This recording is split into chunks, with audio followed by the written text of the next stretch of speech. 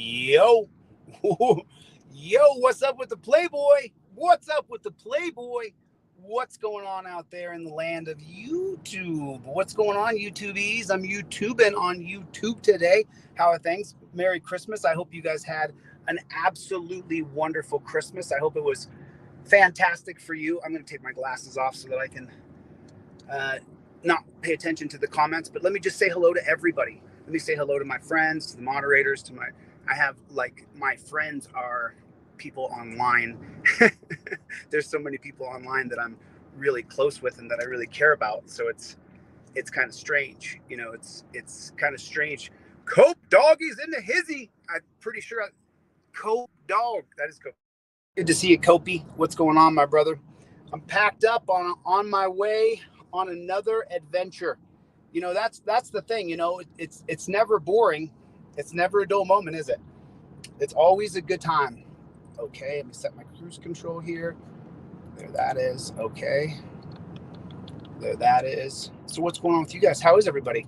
Do me a favor. Can everybody hit the like button? If you would, it's funny. I did a live stream last night with a friend of mine, and I guess I was 20 minutes into the broadcast with him, and I think it was somebody who's going to be in this room, I'm pretty sure. They said, let me just make sure that this thing is working.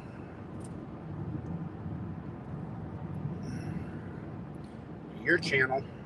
There it is. Your channel. There it is. Okay.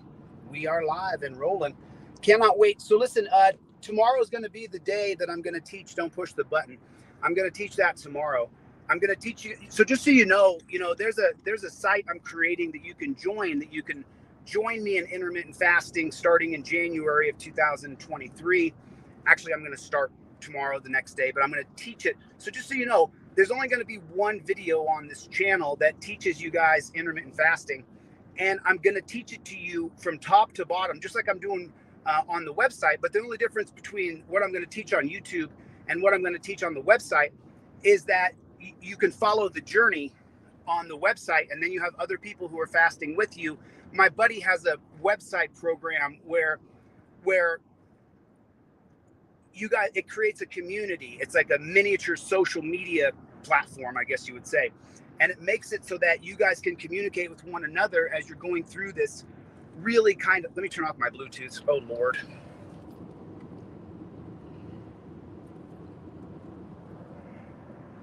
That should have helped. Hopefully that helps. What's going on? I can see some names. What's going on? How is everybody? Happy New Year to everybody. I'm really looking forward to this new year. Looking forward to getting going on this next thing. I really am. And so I was going to show you guys what I was looking for and kind of start to crowdsource it, but I think I found it. I'm gonna start sending off some emails. If you guys are not signed up on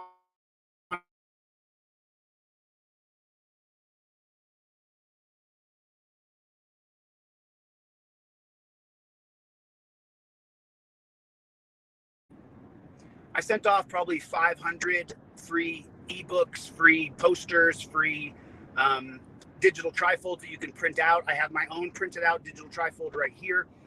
Hopefully you guys have your, it's going to be a little bit choppy as I drive through the middle of nowhere, but it will come back into service, and I know where it comes back into service. So we're not far now. We're not far from being in service. But while you guys have the time, and I'm going to get into the title of this video, how well is law enforcement and dungeons working out in America, I just want to give a few minutes for people to come and join. But now that you have the break and that you're on a break, and everybody is on a break, even people where I'm emailing them to rent a new studio so that we can do this next project, Constitutional Law Scholar, everybody's on a break a little bit. And some people are working hard. Some people are back into their lab, and I got a friend who's back in her lab, and she's working her booty off today. But if you have the time, go get your shit done. Go get it done. Go get your license, registration, and proof of insurance. Get it on a laminated card. And so let me talk about this just for 5 minutes, and at 10 minutes, we'll start the lecture that I prepared to talk with you guys about. So I'm getting a lot of these people who are saying, oh, no, you have to give them an actual physical driver's license. Now, don't get me wrong. as you guys know, I'm willing to take the ride. I'm willing to go to jail based on my rights. So, there are some states that have actual statutes that you have to give them the actual driver's license. Then put your driver's license in it. Make your little laminated card and put your driver's license in it. And this becomes like part of your wallet you carry in your pocket. And then your actual driver's license is right there. That way, I think in Oklahoma, you have to give them the actual physical driver's license. So give it to them in this.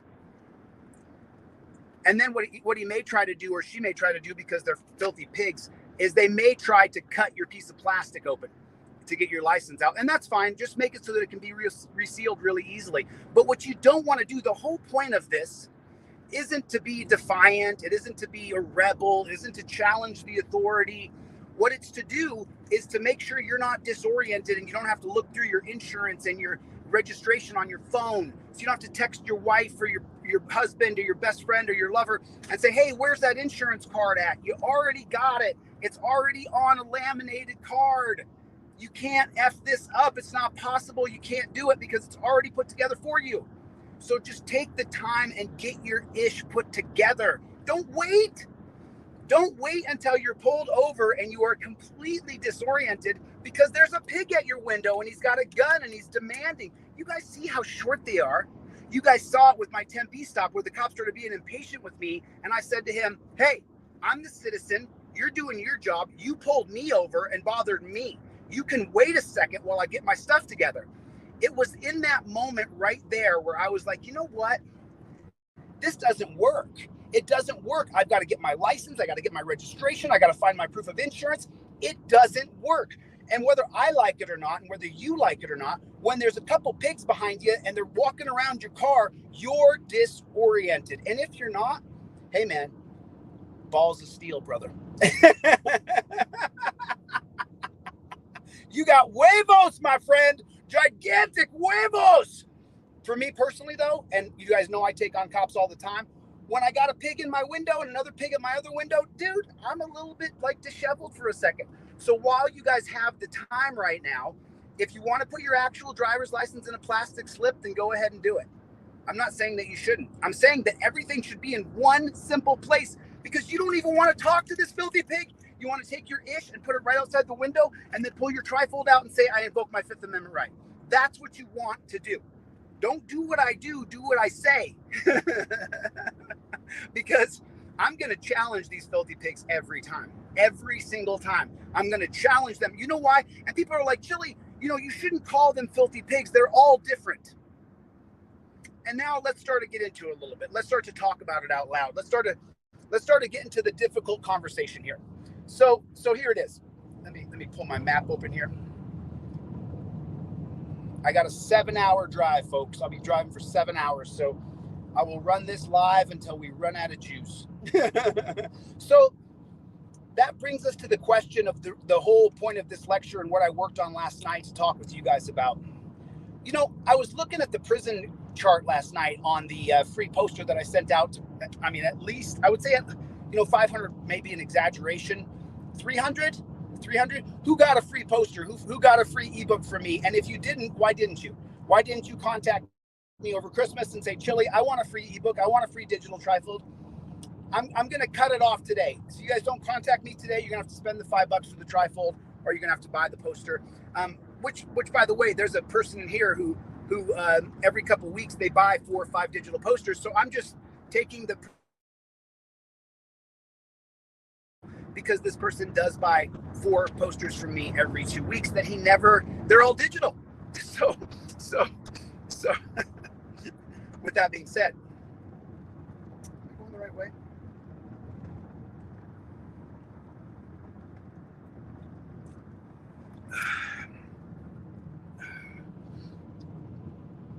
I want to get into this lecture now because when I was doing my research last night and I was looking at the prison industry, I was like, this is a better done. And let me go right there. Okie dokie, pokey smoky. Okay. Okie dokie. Okay, I'm good to go. So, let me ask you guys a question. how well is law enforcement? How well is the term? Thank you for the super chat. God bless you. I can't see. I can just see it says a super chat on it. Chevy. Thank you, Chevy. I appreciate the super chat, man. God bless. So let me ask you guys a question. How well do you think, since we've created law enforcers in our country, you guys have seen from the digital poster that I sent out to hundreds of people, that law enforcing on Americans, there's several videos where the piggy will say, all I have to do is follow you for a little while. You're bound to do something and I can pull you over. Because they've created so many laws that you have thousands and thousands of laws and create new laws all the time. I can't drive down the road with my headphones on. And why is that? How come that is? Why can't I drive? Oh, because I could cause an accident. So you're giving up your essential liberty for a little bit of safety, and you deserve neither. Benjamin Franklin. So they've made laws that I can't wear my headphones. Why? How many catastrophic accidents have there been? Now, if you drive a train or if you drive a bus or something like that, and you shouldn't be texting and driving, or maybe your ears should be uncovered when you're doing mass transit, you're working in commerce, you're working in commercial capacity, then I understand that. I don't understand how they create a law and we let them do it, because these are our representatives. We live in a Republican country, meaning that we have representatives that represent our interests. So they create a law that you can't wear your headphones when you drive down the road. Why is that? How come that is? Well, because if there's a law, then there's going to be a law enforcer. Thank you very much for the super chat. You guys remember, I can't see very well. Mama Twist is in the hizzy. We're going to see if she can still twist one of these days.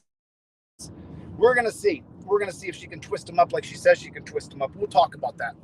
So let me ask you guys a question. Put a 1 in the chat if you think law enforcers in America have got to go. Put a 2 in the chat if you think law enforcing is a good thing. Because I was speaking to someone yesterday, and when this person gives me permission to let people know that we've had a conversation, I'll bring that up. But I was speaking to a guy yesterday who is a constitutional law scholar, and we had a very deep hour and 15-minute conversation about the foundation of America, about your rights. And, the original reason that we created any kind of policing system or security system, and we're going to go all the way back to the 1600s, when societies are first getting established. Remember, you got the Pennsylvania colony, and the Pennsylvania colony is going to be started by William Penn. And what's going to happen here is the church is going to have... There's someone in here. Hold on. So I can't hear anything. So let me see if I can turn my...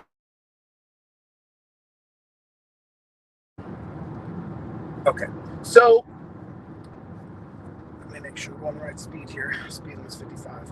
So the Pennsylvania is going to start, and the church is going to have a gigantic position in the colony of Pennsylvania. Someone could put the foundation of that colony. I don't want to guess, but I think it was 1686 or 1687. I can't remember the year. But the point is that when William Penn starts that colony, what happens is the church creates what is today. I mean, the church is using what are called night watchmen, because back then they were still making alcohol, but there was no real limits on the alcohol. So they would make alcohol, and it was called moonshine, and people would get absolutely schnockered beyond all. I mean, I'm talking wasted drunk. So what happens there? So then you start to get these people called night watchmen. And here's the funny part about the night watchmen, and I'm just talking about Pennsylvania right now. The night watchmen are people who have gotten in trouble for being losers. The night watchmen are people who have gotten in trouble for being absolute freaking losers. And so you have people, and this is going to be a recurring theme even today. Who are cops in America? The lowest common denominator, even lower than the lowest common denominator, because they cannot have too high of an IQ, or they can't be a cop. I know a guy in Arizona, we're Instagram buddies. We met at the gym one day working out, and he told me that he had taken the cop test 3 times. And I said, why would you take the cop test? And he said, I wanted to be a cop. And I said, why'd you want to be a cop? Blah, blah. Who knows why someone would want to sign up to that job in America after looking at any YouTube videos. And so what happens? He can't get in. And I said to him, hey, A, why can't you get in? And he said, I just passed the test. He said, I know I passed the test. I took the test. I aced it. And I said, you aced the police exam test, whatever it is? And he said, yeah, man. They had all these questions. I nailed every one of them. I studied for weeks. I nailed it. And I was like, so you're too smart, bro. You're too smart. So we're taking the lowest IQ people, and they're becoming law enforcers. And so, like I was saying a second ago, we create thousands and thousands and thousands of laws. And then what happens? You get some moron who's willing to follow orders. And the next thing you know, you're going to jail. And that's the only solution in America. You know, yesterday I found somebody who had recommended 3 different books on the criminal injustice industry. And so I posted them in community. I want you guys to take a look at those books. I'm actually going to see if I can get them on audiobook, so when I drive across the country, I can hear them. But the whole concept of law enforcing Americans is the opposite of the foundation. And I wish I could get that guy. On my live stream that I spoke to last night. This guy's really knowledgeable, and I really respected the conversation because, look, you know, I'm always willing to learn. And as you guys know, I am not an attorney or a court procedure scholar. I'm a constitutional law scholar, right? You guys have seen me go to court and lose. I own it. Who's lost in court? Me. Who's lost? Me. Okay? I am not a court scholar. I'm a constitutional law scholar. The foundation, the rule of law, where it comes from, how the Constitution was written, who wrote the Constitution, why they wrote the Constitution, the principles of the Constitution, the Enlightenment thinkers, going back to personhood. What is personhood?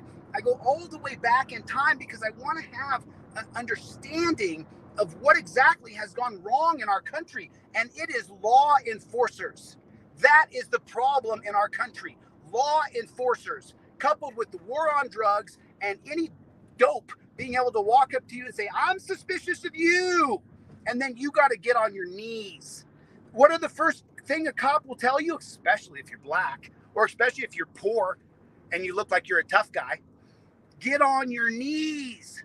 Get on your knees. Those are the first 4 words of a Terry stop. Get on your knees. So wait a minute. I'm innocent until proven guilty. I have liberty and freedom. But if some douche with a badge on says he's suspicious of me, I got to get on my knees? Why is that? Why do I got to get on my knees? How come? Oh, because some douchebag's suspicious of you. Oh, I see. Some douchebag is suspicious of me, so I have to get on my knees? That's how this is? Yes, that's how this is. That is not America. You know, I saw this guy, and just so you guys know, man, I am extraordinarily conservative and extraordinarily liberal. Could you imagine that? That I'm pro-choice and I'm pro-Second Amendment? What the fuck? Could you imagine that I want a strong border? And then I want to naturalize and create a path to citizenship for every single illegal immigrant in America. Every single one of them. You want to call them undocumented, you want to call them illegal immigrant. I want them to get a path to citizenship because I know so many undocumented, illegal immigrants, whatever you want to use your words, okay? In California, who I work with, I got a guy in California. Let's call him R. My friend R in California, he's a construction worker. And this guy, the construction work he does, I helped him pour an entire concrete slab over the pandemic in 2020 because I was helping out a buddy of mine. And I asked him, I said, hey, R, I said, you know, what do you do with your money? And he said, I send it back to Mexico. And I was like, well, why do you send it back to Mexico? He said, because I can't get a bank account here. I said, so the money you get, you can't just store it. He said, no, I can't put it in a bank. I said, so why do you? He said, if I could take my money and invest it in a house here, then I would build up equity and then I would have a way to stay here. You know, so we have to. So anyway, I don't want to get lost on conservative, liberal. But the point is that why can't, you know, these two parties, the Democratic and Republican Party, they have created monopolies on running for government. And I was talking to this guy yesterday, and he was one of those original guys that jumped on this other guy's nuts, and he called me a statist. And I was like, a statist? I'm for a decentralized system. And we had that talk, and we got it out. But the point is, and this is what I'm trying to say, as long as we have monopolies in America with the Republicans and the Democrats, we're not going to have a path to freedom. You and me, the Republicans and Democrats both vote that the police get to keep the body cam footage, that it's not public, that you have to. Last night, we were going over how to FOIA for the body cam footage out of Youngstown for James Sheets' murder. I sent an email off. I was guided by a FOIA auditor. You guys make sure you subscribe over there to FOIA auditor and Delete Laws Clips, DLZ Clips. Make sure you guys subscribe. Let me turn on the comments here and just take a real quick look-see here and see who's in the room. I'll give a couple shout-outs. So the idea of law enforcing in America is not working. It's terrible. It's absolutely terrible. There we go. There we go. There we go.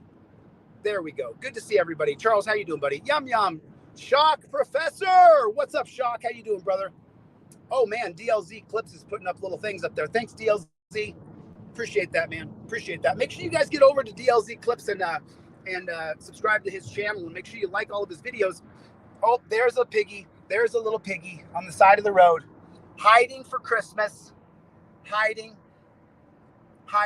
He's just hiding. He's sitting there hiding on the side of the road.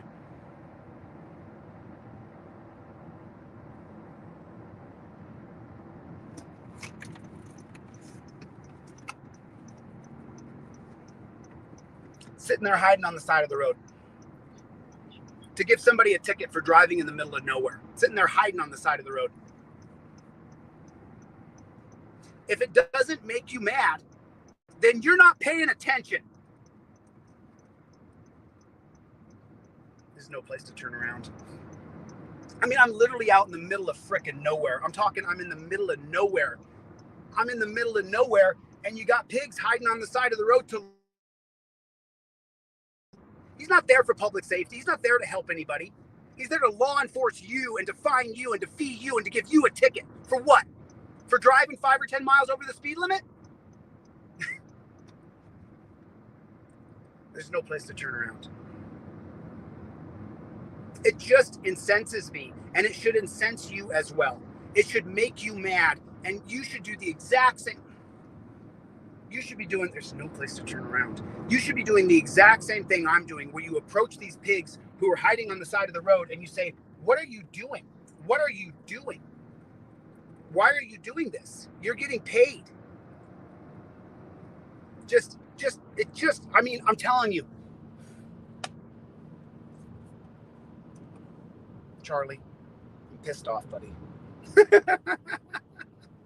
If I see another one, I'm pulling over. I'm going to pull over as soon as I see a pig hiding on the side of the road. I'm going to pull over with you guys here, and I'm going to ask him, what are you doing, bud? What are you doing? You think you're a man? You think this is what a man's worth is? I'm going to hide on the side of the road and gotcha? That's what your worth is, dude? That's what you value in life?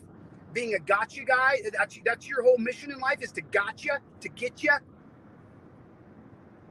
What's going on, Angel Frog Master? Charlie Bear. Charlie Little Bear. He's just a little bear. There you are, Charlie. Such a good boy. Anyway, it just pisses me off. And that's what I'm talking about. How, if you guys do me a favor, put a 1 in the chat if you think we should get rid of the term law enforcers. Put a 1 in the chat if we should get rid of law enforcers, cop, police. It should be rights protectors only. It should be rights protectors only. It should not be law enforcers. We don't need it. We don't want it. Look at our prison industry. We have more, and people talk about this all the time. And they're like, oh, it's not nearly as bad as Iran. It's worse. It's not nearly as bad as China. It's worse. It's not nearly as bad as India. It is worse than India. We are the worst country in the world when it comes to locking people up. We got the best founding documents in the world. Well, I was being educated yesterday by this other constitutional law scholar, and he told me and he taught me that the word unalienable rights is not in the Constitution. We looked online. I sat there and looked, and I originally, I read the Constitution at 18 or 19 years old, and it's like, it's not in there. We don't have unalienable rights. Unalienable rights is what John Locke was talking about in natural law. Natural law meaning that everybody has the right to life, liberty, and property. But instead, where we are today is law enforcers. And so let's take it a step further. You guys saw the jackboot thug pig on the side of the road. And let me comment on that. Why do you call these guys pigs? Why do you call cops pigs? You're turning off a certain sect of the population when you call these guys pigs. Hey, they have YouTube on their phone. They have YouTube on their computer. How in the world can you sign up to do that? When you see what that organization, what their policies and procedures are, the very first policy is you got to go in torture cuffs. The very first policy is that I can walk up to someone and say, I'm suspicious of you. Get on your knees. Wow. I'm talking, wow. That is, so what happens from that? What happens from the law enforcers? What happens from getting on your knees? Next step is you go to a dungeon. So let's just say that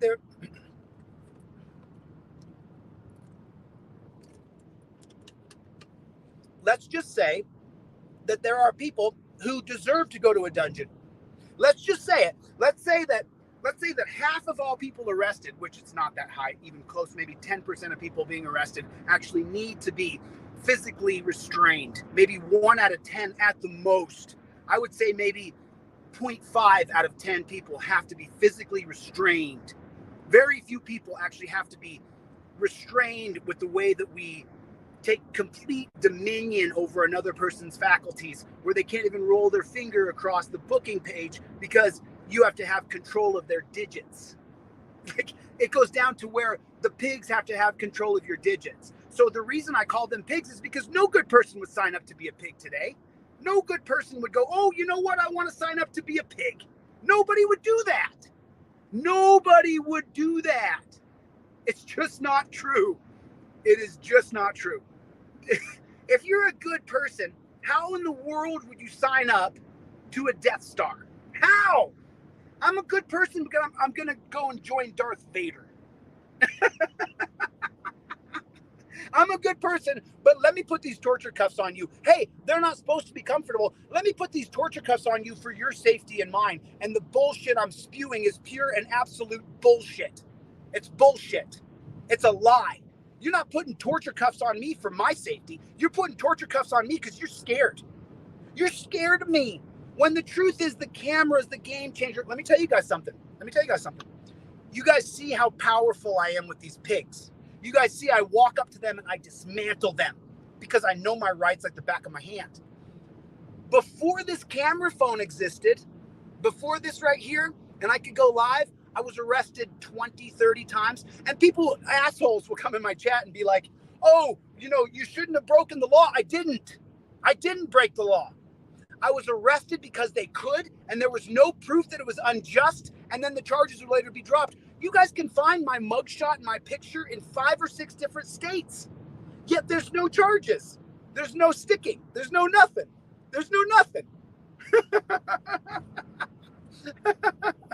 I mean, there's nothing. I got no legitimate criminal record because I've never really done anything criminal. I did shoplift when I was 18. That is true. I did. Me and a couple other guys, we thought we were going to pull a scam and steal all this stuff. We got caught. We did. I guess that's wrong. That is wrong. I did do something wrong at 18 years old. And I faced it and I dealt with it. And let me just tell you something. Never did that again. Never did that again. I didn't want to go through that again. It was so embarrassing being arrested. It was so embarrassing when you know you've done wrong. But the point is, even then, I wasn't taken to a dungeon back then. They put me in the torture cuffs, gave me a ticket. I went to court. I told the judge I did it. I'm sorry. The judge said pay restitution, and it's over. I paid my restitution. It's over. But other than that, I don't have any kind of criminal record, and I've been arrested 20, 30, 40 times. I can't count how many times I was arrested. This camera phone makes me the powerful man that I am. This is my power, not my strength. This is my power. This is your power. Okay, well, if I have this power, then you have this power. And if you have this power, then the pigs have the same power of the camera. That's what I'm talking about. Oh my goodness, do I got a piggy? No. I thought I had a piggy pulled over up here. I didn't. If I see a piggy on the side of the road, I will be pulling over and we're going to have a conversation with that pig. Guarantee it. I got my other camera right here ready to go. I'll film it.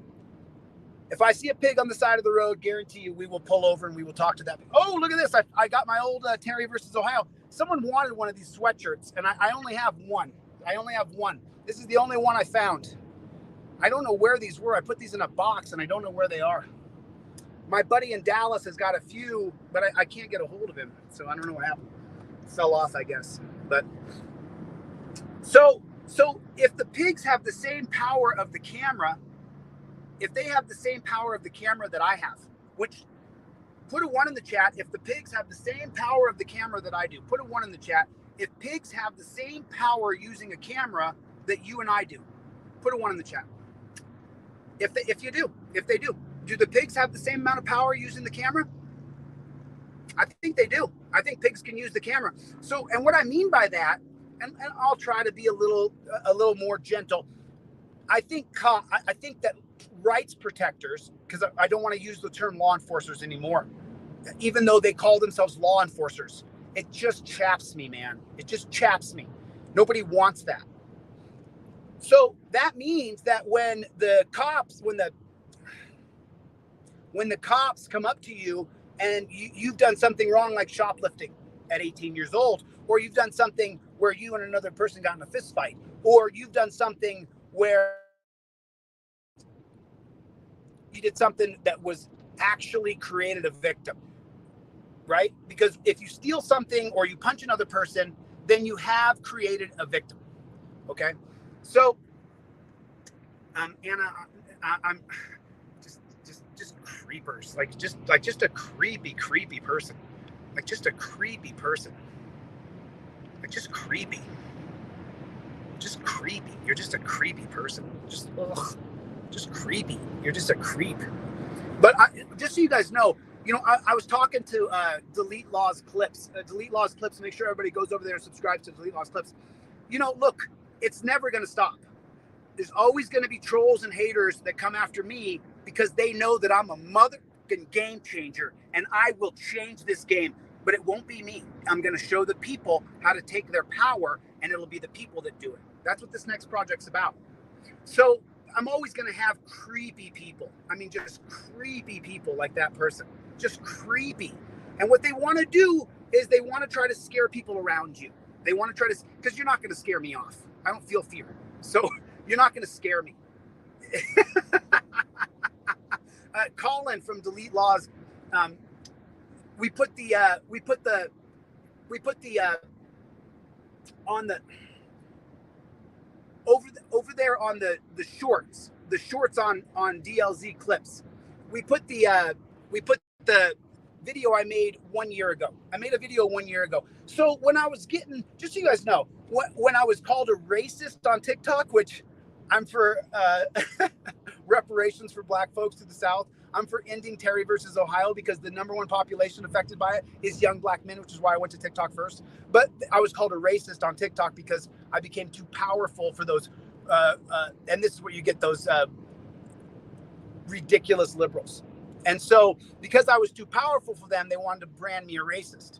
So a year ago, after I was getting like maybe 10 death threats a day. I mean, literally like 10 every day. Someone said they were going to kill me every day.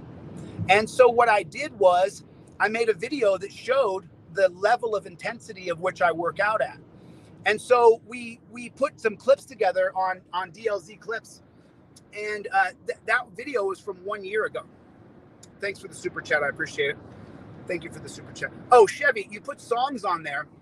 You put songs on there that are just a little bit before my time. If you put songs from the 80s, Chevy the songster, if you put songs on from the 80s and you put at the bottom what the name of the song is, then I can get the tune. But if you go back to songs from like 1969, 1950, 1970, unless it's Zeppelin, unless it's Rush, unless it's even the Beatles, I've listened to the entire Beatles catalog, I'm not going to be able to pick up the song. I have to look up the song and then listen to it and then try to translate the words that Chevy writes down as lyrics and put those into a song. So a year ago, I made a video. And the whole point of the video was to let these people who are just awful, let them know, good luck. Good luck. Step to me personally and you're going to have problems. Step to me and I fear for my life. I've already told you guys this time and time again. If this country goes into a revolutionary war, which we're on the tip of it any minute, we're sitting on a powder keg. One more George Floyd event and every cop shop in the country could have problems. They could have physical structure problems. And we saw that. How many cop shops got burned down over the George Floyd riots? We have one more powder keg. If it happens to a white, popular conservative, and they decide to start taking down the structures of these filthy pigs in America, it could go bad. And let me just tell you, if that happens, I'm leaving. I'm here to make this country get back to a constitutional standard. I'm not here to start a war. I don't want to be involved in a war. I don't want to be involved in killing people. I don't want to be involved in violence. However, if someone comes to me with violence, they're going to get violence. That's not what I want. I want to talk it out. I want to have a conversation. You know, so it's like we're living in the exact same times of the foundation of our country in 1775. Please take, by the way, it is online. It is a 2-hour listen. It's called Thomas Paine's Common Sense. I want everybody to listen to Thomas Paine's Common Sense, because you will learn that we've always had this problem. You have a third of people in our country who are authoritarian losers. They want a certain sect of people to be in charge of everybody and everything, and that's called statist. When you consolidate power into a centralized position, that's called statism. And that's what we have right now. And because of that, we're not living under Jean-Jacques Rousseau's social contract. We're living under Thomas Hobbes' social contract. Thomas Hobbes' social contract said that a centralized monarch would be the determiner of rights. And if you violated the social contract, you would be put to death. And that's what Thomas Hobbes pitched. That's what he was going for. And then Jean-Jacques Rousseau came in and said, no. And it's a 100-year gap. Thomas Hobbes is going to be 1651, and then Jean-Jacques Rousseau's social contract's going to come out in 1762. No, 1651, 1762. That's right. Pretty sure. I got really, it's real bad. I get my numbers in years and I get them all. Remember, I said the Louisiana Purchase was in 1830 instead of 1803. That's a big problem. Because we doubled the size of America with Thomas Jefferson's Louisiana Purchase in 1803. But one time I was giving a lecture and I listened to it back and I said 1830. My brain just switched the numbers in my head, whether I liked it or not. So getting back on track here. So we have these law enforcers, and the reason why I call them pigs is because I would never sign up to do that to another person. Never, ever, ever. Jeff hates pigs. Jeff hates pigs. So now let me ask you a question. Since the 71 war on drugs was declared by Dick Nixon, who is burning in hell somewhere right now, hopefully the devil has his pitchfork up his arse because he's a piece of shit. Richard Nixon is a piece of shit. And so was his Attorney General, John Mitchell. Pieces of shit, both of them. Really, sorry for the language, but they're just such shit. I just can't even put my entire brain around it. So since 71, we've been creating reasons to lock people away in dungeons. And we've locked up, since 1971, millions. Over 10 million people. More than that, because I think from the case of Gonzalez versus Reich in 2005, Gonzalez versus Reich, where Scalia and are going to collude together to make marijuana illegal to grow at home. Since 2005, 7 million people have been taken to the dungeon. 7 million people have been arrested for marijuana. And that was 2 years ago statistics. So 7 million people from 2005 to 2020 went to the dungeon for simply having marijuana. So since 71, you're talking about millions and millions of people who have been locked away and taken to a dungeon. And let's say, for example, for all the bootlicking copsuckers out there, let's just say, and make sure you guys hit the like button. If you would, please hit the like button. Would you do me that favor and hit the like button? Can you hit the like button? Just take 1 second. Just pop the like button. Okay. So since 71, we've locked up millions and millions and millions of people. How much better is it? All the cop suckers right now are going, well, it's not better. Crime's never been worse. Come on, statistic guys. Come on, cop suckers. Post it up there. 50% of murders are done by blacks. We've cut blacks out of economic prosperity for hundreds of years. You live in a country with haves versus have-nots. It's no surprise to me that a sect of our community that we've uneducated, that we've arrested and treated like crap, that we've imprisoned, that we denied prosperity in several dozen Supreme Court cases, it's no wonder to me that we've created a black criminal class. We've created it. And I saw this stupid clip of Ben Shapiro the other day. Here's how far away I am from Ben Shapiro. I mean, people like Shapiro. Get him on a stage with me. Try that with me, Shapiro. Try it with someone who's educated. He was giving this lecture in front of this school, and these people said, you know, that whole comment came up. 50% of blacks 50% of murders are committed by blacks. And I said, and then someone pushed back on him, and he goes, well, how come, black kids are not graduating from high school, and how come this and how come that? Because we did that. Our government did that. Our government did that. That's what happened. Our government did it. We created this. We've created it, and we still create it. And we continue to create it. We continue to create it. And it just makes me sick. I would love to debate that guy. He's such a dunce cap. The same thing with the big gay hating guy. What's his name? He's a conservative as well, or he claims to be a conservative, but he's really not. He's a piece of garbage. I can't remember his name. Guy with a beard, hates gay people, hates trans people. Joe Rogan destroyed him. Anybody remember his name? Beth, let's do a live stream. Maybe tonight or tomorrow. Beth Rist is in the room, everybody. Her book came out. It's on Amazon. Everybody pick up Beth Rist. Yeah, do me a favor. Thank you, DLZ Clips. Beth Rist is right there, y'all. Beth Rist is in the room. She has her book out right now where she exposes Ironton and the corruption across Ironton. And, just to speak on Ironton for a second, let me just give you the score. Sam Cramlett gets a DUI, dismissed.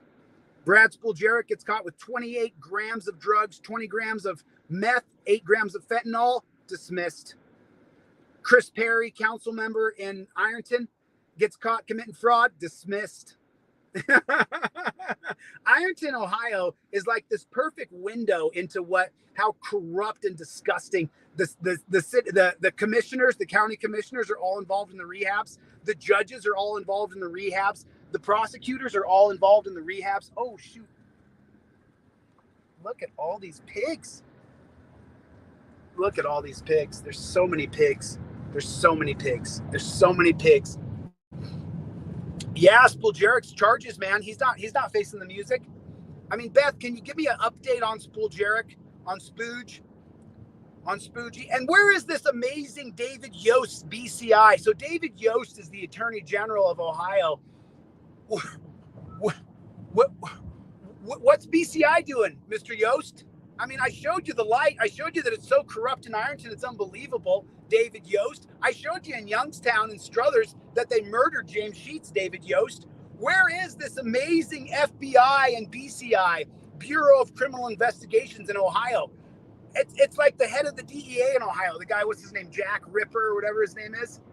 You piece of shit, dude. You piece of shit. Absolutely. You have ruined people's lives for 40, 50 years, locking people up in dungeons. And how much better is our country? Now that we've locked up tens of millions of people since we started this bullshit war on drugs, how much better is our country? Are we striving, or is the drug problem never worse? More people going into prison and then coming out worse? More rapes, more DUIs, more... How is pedophilia? How's that going? Like shit. Like absolute shit. Pedophilia has never been higher. There are more child predators roaming around the streets because you got pigs hiding on the side of the road. I mean, how many channels are there that are dedicated to child predators?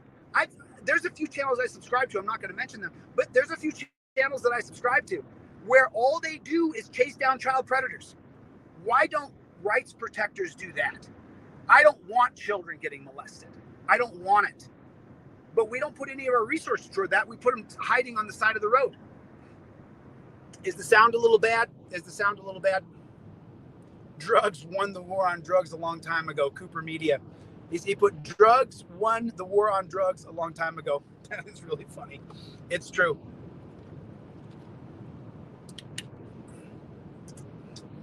Well, I mean, didn't we, wasn't it, what's the name of that family that did all of the Oxycontin, where it's well documented? I think DLZ Clips was telling me this the other day.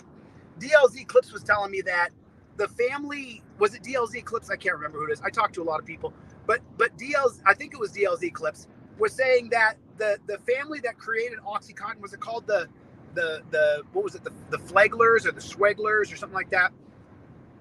They created an addictive drug and made Oxycontin 100 times more addictive than it would have been. We know this with what they did with that virus in 2020 called gain of function. And that family, the judge in my case, Burroughs, reduced their prison sentence, or she dismissed part of the punitive part of the case. The judge in my case did that. You can look it up. Burroughs. Her name's Burroughs. Burroughs reduces Oxycontin drug manufacturer's criminal sentence. It's crazy. Is Audit Them in the room, everybody? Make sure everybody subscribes to Audit Them. Cope Doggy Dog. What's up, Sinistar? Good to see you. Good to see you. Good to see everybody. Good to see everybody. So we've been locking up people since the 70s. Well, really since the 60s, but the mass incarceration started right after Terry versus Ohio, plus the war on drugs. So then cops get around to you and say, I'm suspicious of you. I smell marijuana, and arrest you even if you didn't have marijuana on you. And what are they doing today? They're charging you a DUI. If you got charged with DUI for sitting in your car, I want you to contact me. Anybody who's been charged with DUI when they weren't drunk or weren't driving, I'd like you to contact me. Contact me through can'tgetbodycam@gmail.com. Someone could put that in the chat if you would, please. The Salters family, is that what it is? Salters. The Salters family. They're the ones who made Oxy. Just so you guys know, I'll tell you guys this story, and this is kind of personal, but I'll tell you anyway. 2019 or so, I was running. I've ran 3 marathons, so when my knee is good, I love to put the miles in. I was running, and how do I say that without sounding funny? But I was running through the woods, and I hit a stick, and the stick hit me in my privates.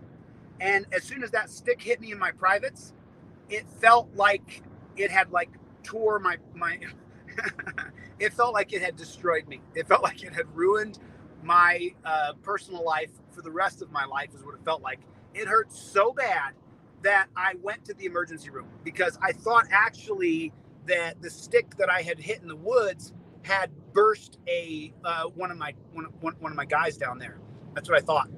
And I was like, man, I'm in such excruciating pain. It feels like I have a ruptured testy. And I was just dying. I was dying. I was in so much pain. I was just running through the woods, and I was at a pace, man. And somehow a stick was pointing out just right, and it hit me just boom. You know where, guys, you know where. And not the member, but his 2 little buddies on the side. It hit one of his 2 little buddies. And it felt like it ripped it open and burst it, and I was in such bad pain. I just wanted to know if I had ruptured a testicle. And so I went to the emergency room, because I was in a level 25 out of 10 pain, because it's your personal, it's your guy. And so it's really crazy what they do. I sat in the waiting room for maybe 5 hours. They took me through the processing and all the stuff with your insurance and all that. And then as I was waiting in the room, I was in such excruciating pain. The nurse came in and said, Mr. DeCastro, I can see that you're in really bad pain. Do you want me to give you something for the pain? I said, yes. Can you please get me a Tylenol? And she said, I can get you something stronger than that. I said, nope, not for me. I have an addictive personality, and I'm super intense. And, if I get hooked on that stuff, it'll ruin me. And I laid there in pain for hours, 5 or 6 hours before they finally got me back. Here's the really cool part, just to finish the story. They take, you know how they do a, what's that called when they check inside a woman's belly? They take this little machine, they put a little lube on the woman's belly, and then they just slide it along, and you can see inside, you can see the skeleton of the baby, you can see the organs, you can see all these things of the unborn fetus inside of the woman.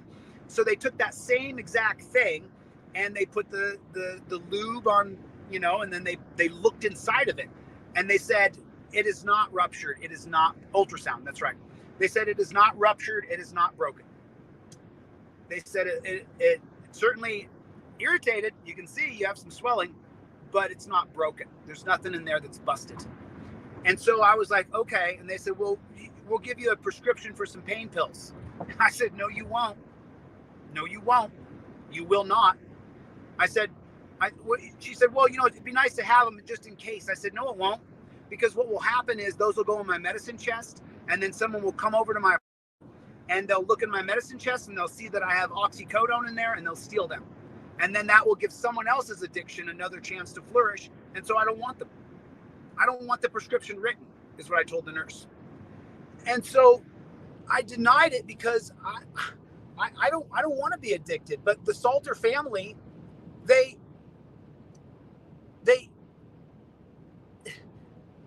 should have been.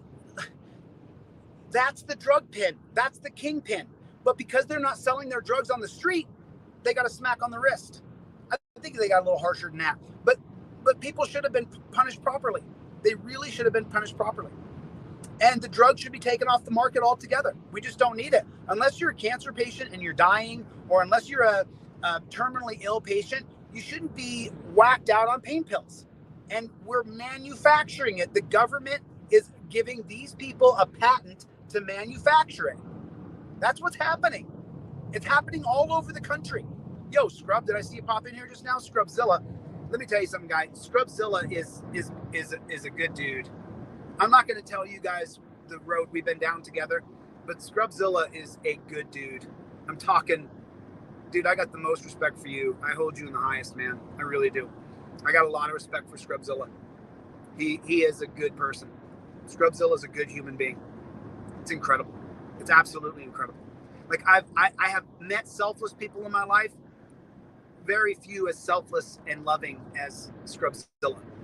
What a great guy. You know, and I'm not going to get into our personal stuff, but we've been down the road together now, and this guy's a good person. He's a really good person. Rights On is in the room, everybody. Everybody go over. Rights On is doing a good job of staying up with Ironton. You know, Chris Perry, Brad Spoljarek, and Sam Cramblett are all getting away with it.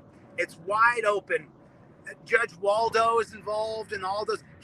Remember, he ran on the platform of drug rehabilitation centers. Are you profiting from that, Kevin? Big Bird? Are you profiting? Big Bird, Kevin? The Boyer, the tribe. What's going on, my brother? How are you? So you know, as you guys know, I kind of drift around a little bit. I tell little stories in between it. And if you can't hang, then I understand. If it's too hot, get the hell out of the kitchen. So law enforcers and dungeons in our country have ruined a free America.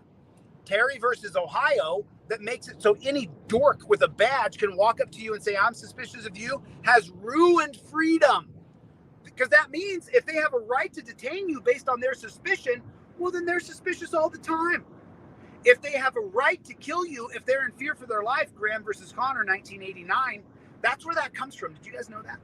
I think that the people here did, the 250 people here, 220 people here, they know, the people here know that when one man can walk up, he's not suspicious of you, so you have to get on your knees and I'm going to put you in torture cuffs. I'm going to enter you into a POW style of arrest based on my suspicion of you. And then you add in Graham versus Connor. I'm afraid for my life. So for my safety, I need you to lay on your belly. I'm going to put my knees in your neck. I'm going to stick the torture cuffs on you. And then I can arrest you for no reason based on my suspicion that maybe you have drugs in your system. So we're going to arrest you, take you down to the hospital, and mandatorily draw your blood.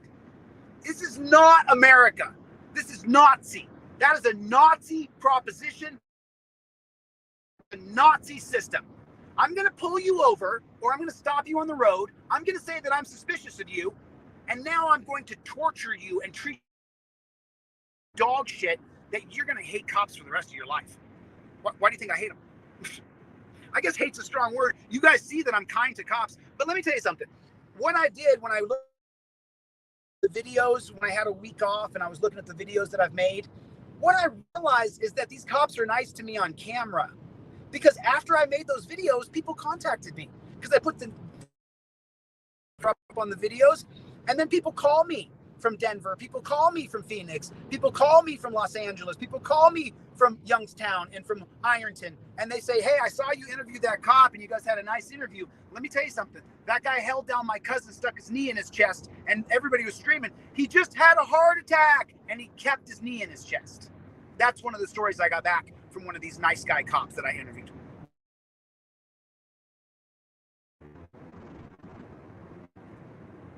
I mean, we got a problem. We got a problem in this country. Law enforcers and dungeons have got to go. Look, and I was playing it for you cop suckers earlier. For the cop suckers, everybody hit the like button. Everybody hit the like button. Just take a second and just tap, tap, tappy, tap, tap. So I played it out for the cop suckers. Let's say that 50% of people need to be arrested to some place that's going to keep the rest of us safe. How is it working out? Play the process out. You abused that man. You abused that woman. You treated them like shit. You took them down to a dungeon. They were sexually assaulted just in the process of being booked into the dungeon. And then they come out, they're worse. Hey, cop suckers, do you like my personality? Do you like me? You don't. You don't like me. You know what made me this way? The cops that you worship. That cops that you worship. I went yesterday and I was on my Facebook page and I saw that in my home state of Alaska, there were all these different cops, the Alaska State Troopers, the Fairbanks cops, the Wasatch cops, all these cops were putting out, Happy New Year, take a look at us in our dungeon suits, take a look at us dressed up like executioners and G.I. Joe losers. And you know what? I went ahead and dropped them a little and I said, you're the problem. You stand there like you guys are good people, but yet you drag people off to dungeons, to rape cages, and yet you put up a picture of you guys smiling. I have a right to go home safe to my family too, after you abuse and torture people and drag them off to a dungeon. You got a right to go home. Don't I too? If there's no one on the ground bleeding because they crossed the wrong man, then I need to go home. I have a right to go home safe to my family too, piggies. I have a right to go home too. Just because you don't like me, and believe me, I don't like you, that doesn't mean that you can abuse the law and lock me in a dungeon because you don't like me. How many of these cop suckers have you guys seen that just can't wait for me to go to jail? What have I done wrong? Show me the victim. Show me someone who's a victim of ChilleDeCastro. Show me someone who's crying in the street. It would have been that diabetic in Hollywood, but he ran. I can't believe the guy has the gall to show his face up on my comments. It's just amazing to me. Like, you turned and ran, bro. And then you show up here. So I went on my Facebook page. I saw that these filthy pigs were putting out pictures of themselves smiling arm in arm with people. And I couldn't help but think to myself, you guys remember when I pulled over with the California Highway Patrol and they had someone pulled over for no good reason and the guy looked like he was scared? And I went up to those pigs and I was like, hey, why don't you let him go? It's Thanksgiving. Let him go home to his family. Don't give him some great big fine. Let him go. Those guys wanted to arrest me, remember? They wanted to impound my car and arrest me. For what? For what? We need to go back to the Sixth Amendment. We need to get back into the Sixth Amendment. No victim, no crime. No victim, no crime. If there's not a victim, then there's no crime here. There's no reason for the state to take my money. There's no reason for the state to drag me off to a dungeon. And there's certainly no reason to put me in torture cuffs. I'm telling you, the day of reckoning is coming. One of these days, these pigs are going to try to put the wrong guy in torture cuffs, and it's going to ignite the powder keg that is the America that we know. The America we know that is a tyrannical police state, prison state, debt state. They're going to do it to the wrong guy who's got a lot of backing. and it's going to go boom. Because they're doing it everywhere. If you don't get along with the pig, then he gets to put you in torture cuffs. Bullshit. Bullshit. I don't like pigs. I don't like cops. I don't like them. Anybody who signs up to be a pig, you're the problem. I don't give a shit if you like it or not. Believe me, man, I paid my price. I paid my price for my position, which is the honest position. My position's honest. That's why people keep coming back here. That's why I keep growing 100 people a day. The reason why 100 people a day subscribe to my channel is because maybe I'm not perfect, and I agree that I'm not. Maybe I'm not the flag bearer of the best of people. Maybe I'm not, even though there's no victims. But maybe I'm not the best, right? But I'm right. Law enforcers and dungeons have got to go. It's not working. Law enforcers and dungeons has got to come to an end in this country. And it has to end in our lifetimes. Gen Xers and boomers, how long when we were kids did we say this sucked?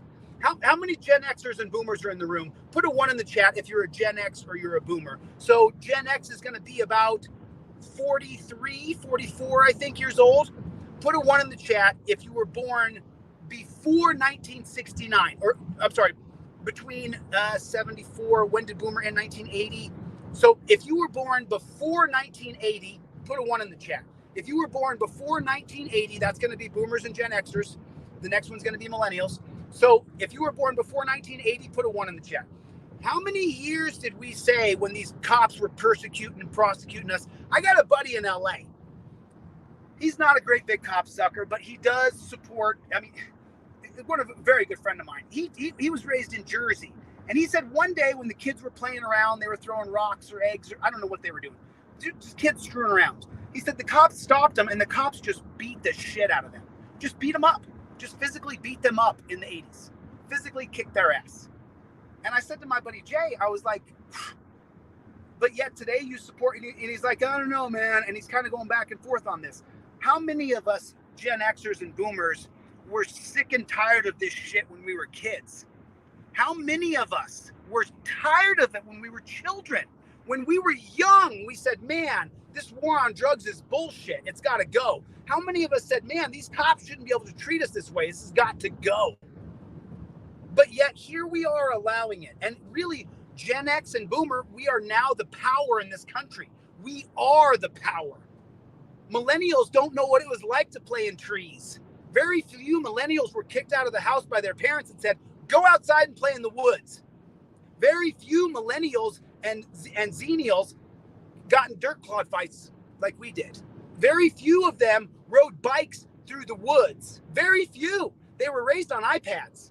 They weren't sick and tired of it because they weren't out in public where the cops could target them, harass them, arrest them, and beat them up like what happened to my buddy in New Jersey.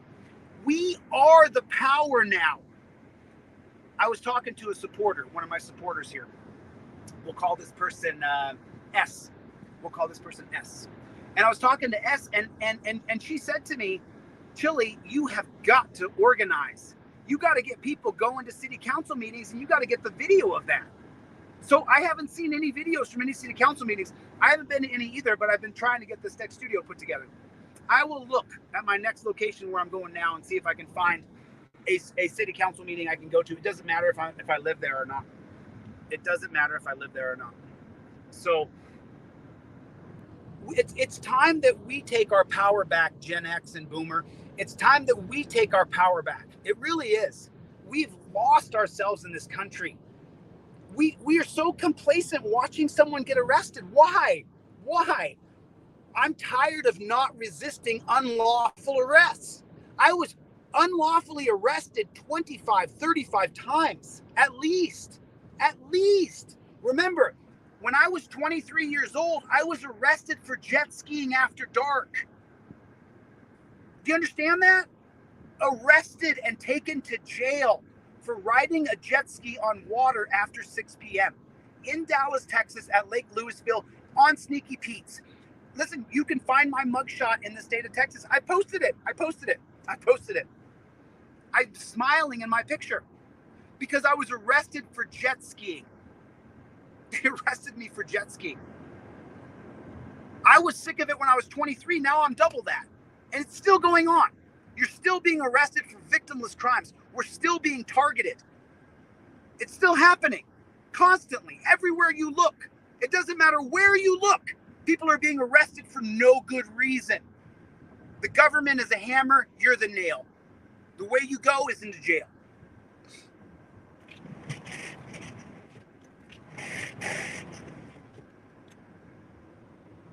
Boomers, Gen Xers, it's time for you to go to your city council meeting. What are the lowest hanging fruit? Torture cuffs and attack dogs. We don't need attack dogs, and we don't need torture cuffs in the United States of America. We don't need it. We don't need torture cuffs. There's going to be some people that have to be restrained. There's going to be some people that have to be killed. There's going to be some people who are psycho that have to go live in a box. I understand that. 90% of us don't, though. 90% of people, and this is my own estimation, you guys can throw your estimation up. Throw your estimation up. How many do you think? How many people need to be put in torture cuffs? And by the way they're doing it is by throwing you on the ground and then wrestling you to get your arms behind your back. Let me tell you something. I'm never putting my arms behind my back again. Never. If you want to kill me to try to get my arms behind my back, good luck, copper. I'm more than willing to go with you.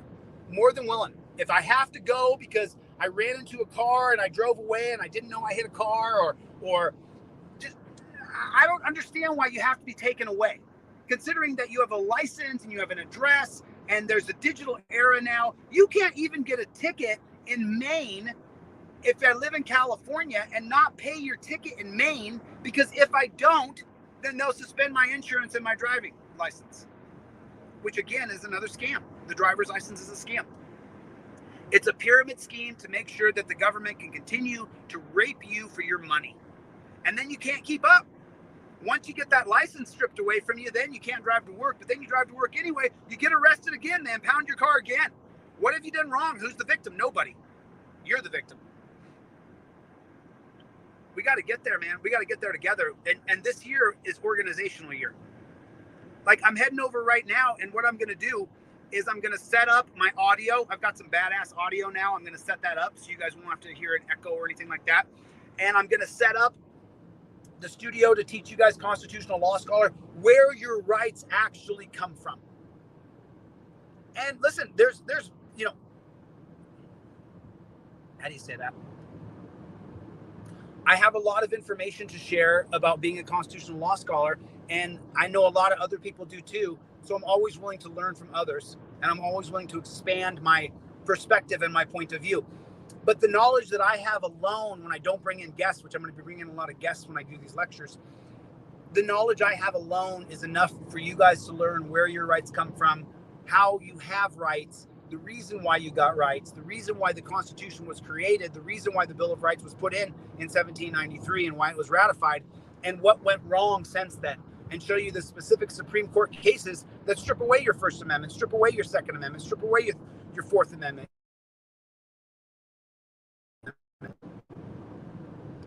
your Eighth Amendment, your Ninth Amendment. They just strip our rights away, and it's constant. It's constant. Gloria, good to see you. Gloria's in the hizzy. Yeah, your rights come from God. That's exactly correct. Someone put that in there. Someone put that in there. So if you're not on my email list, I'm gonna start doing emails once a week. So that's what I'm saying. My friend S said to me on the phone, we talked the other day for an hour, and my friend S said, you got to organize, dude. You have thousands and thousands of people who are scattered all over. You got 300,000 people you had on TikTok. You're going to have a good percentage of those people who still back you. You have 50,000 here on YouTube. A lot of those people back you. So you got to start organizing. So the very first step I'm doing in organizing is I'm going to start sending off an email once a week. So if you have not registered through deletelaws.com, and that can be a simple, Greg, I can only see Greg. I can't see the rest of it. I'm so sorry. I can't see the rest. The font's too small and I can't see it. But Greg, good to see you, buddy. So all you have to do is go to deletelaws.com and then go to inquiry and send me an email. Hey, Chille, I want to be on your email list. Because as soon as you go to the inquiry and you finish the process, then I get that email and then you automatically get filed into the system. And so I'm going to start sending off an email once a week because my friend S is 100% correct. We got to organize. The Fraternal Order of Police is organized. They have organized so well dungeons I'm surprised they're not burned to the ground. I really am. Prisons in America are disgusting. I mean, upon suspicion, you will go to hell. That's Terry versus Ohio. Upon suspicion, you're going to hell. Am I wrong? Put a 1 in the chat if you agree. Put a 1 in the chat if upon suspicion, you're going to hell. You guys have heard me say that I hope Ruth Bader Ginsburg and Anthony Scalia are burning in hell because they've ruined so many people's lives. Put a 1 in the chat if you know that when a cop says, I'm suspicious of you, the next few minutes, hours, days, weeks, months, that cop is putting you in hell. And then saying, I got a right to go home safe to my family too. No, douchebag, you don't. No, you ruin people. And there are people who need to be taken out. I get it. I've said it. I've admitted it. I'm not stupid. There are people who beat their wife so severely that they're going to kill her. There are people who rob, steal, molest, cheat, hurt other people's rights, and they got to be dealt with. I get that. However, you should not be subjected to hell upon suspicion of a guy who is a dunce cap. If you're too smart, like I was talking about my friend, he's too smart to be a pig, so they won't give him a badge. I was so happy. I was like, you didn't pass, you can't be a pig? Yes, bro. Now we can still work out together. Which, by the way, I can't wait to get back on my game. Cannot wait. I saw that broadcast I did about marijuana. Man, I look like shit. I can see it. I look like shit. Because I'm eating like shit to gain this weight. I'm eating like dog shit. If you eat like dog shit, you look like shit. It's just that simple. I'm taking all this weight off. I cannot wait. I can't wait. But if you agree with me that when a cop, upon suspicion of you, he's allowed to put you in hell, that has to change. There's no checks and balances. You call for a supervisor, you get a bigger pig. Put a 1 in the chat if you agree. How many videos have you seen from people who say, get a supervisor out here, get a supervisor out here? And the supervisor gets out there, he's a bigger pig than the pig who put you in the torture cuffs. You know, I was with my friend JD, and we were in Hollywood. I've told this story 10 times. I was in Hollywood, and I was the designated driver because I just hardly ever drink. And so I was the designated driver, and my buddy JD was in the passenger seat. And JD is a well-off dude. So I'm driving his $100,000 Range Rover, and we're in Hollywood Boulevard, and we're driving around. You know, we're talking to chicks, and we're having a good time. And JD is drunk. He's drunk. And a cop pulls us over. He passed me. I passed him. We locked eyes when we passed. He was a motorcycle cop. Flipped to you. He pulled me over. Walks up to the door, and this is before I had really said, I'm taking my power back. And the way I took my power back was by turning on my camera, just so you know. I already knew all my rights, but I didn't truly understand the power of the camera until I started to use it myself. And so the piggy pulled me over just by looking at him. He looked at me, I looked at him. I was taking a left, I was taking a left, he was taking a left, and as we passed, we locked eyes. He flipped to you, he pulled me over, walked up to the car, said, get out of the car, and put me in handcuffs, torture cuffs. It took 2 seconds. Walked up to the car, said, get out of the car. I got out, he put me in torture cuffs. I was like, why are you putting me in cuffs? And he wouldn't tell me anything, just sat me in those torture cuffs. I was furious. I mean, I'm telling you, I was so mad. I was so angry that this filthy pig pulled me over for no reason and put me in torture cuffs. That was the beginning. And this is in 2015. This is 2015. I had started Coded Friends, and I had raised $500,000. And so I was at this place where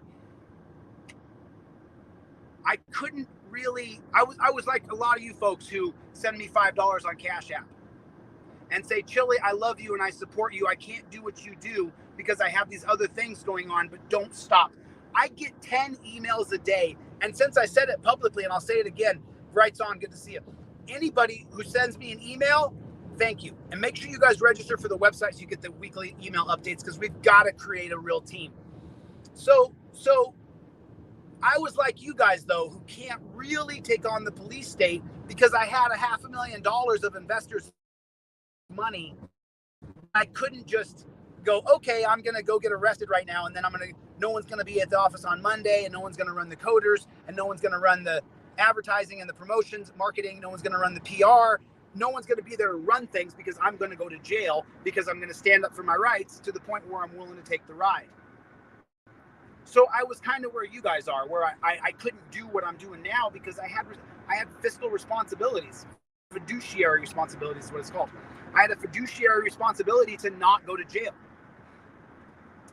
So that experience, though, in 2000, and here's the funny part, is JD was in the Range Rover, and that pig had me in torture cuffs, and I was just going crazy. I mean, I was just so mad because the torture cuffs were so tight. The torture cuffs were, I'm talking, he pulled me over for no reason. He put those torture cuffs on me so tight. It hurt so bad. Because he was just dominating me because he could.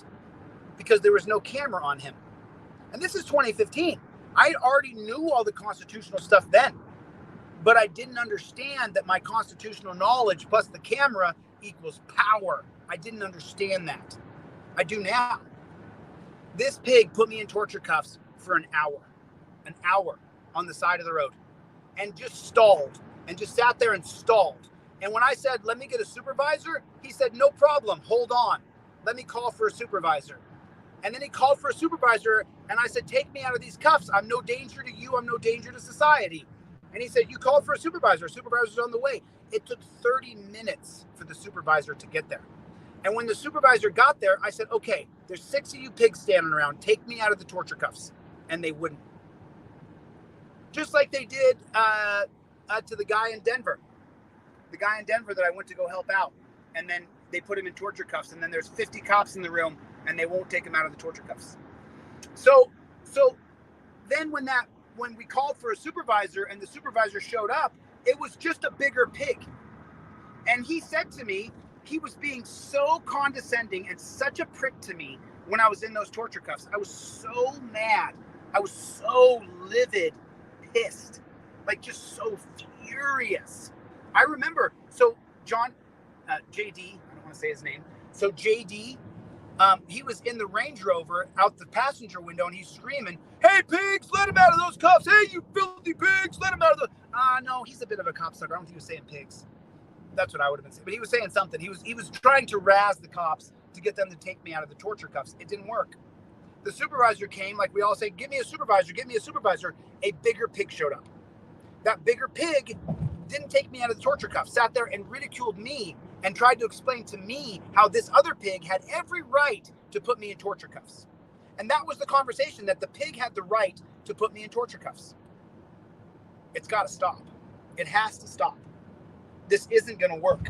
This won't work long term. It has to change. We've got to change it. So I asked earlier, hey, boomers and Gen Xers, how many are sick and tired of this?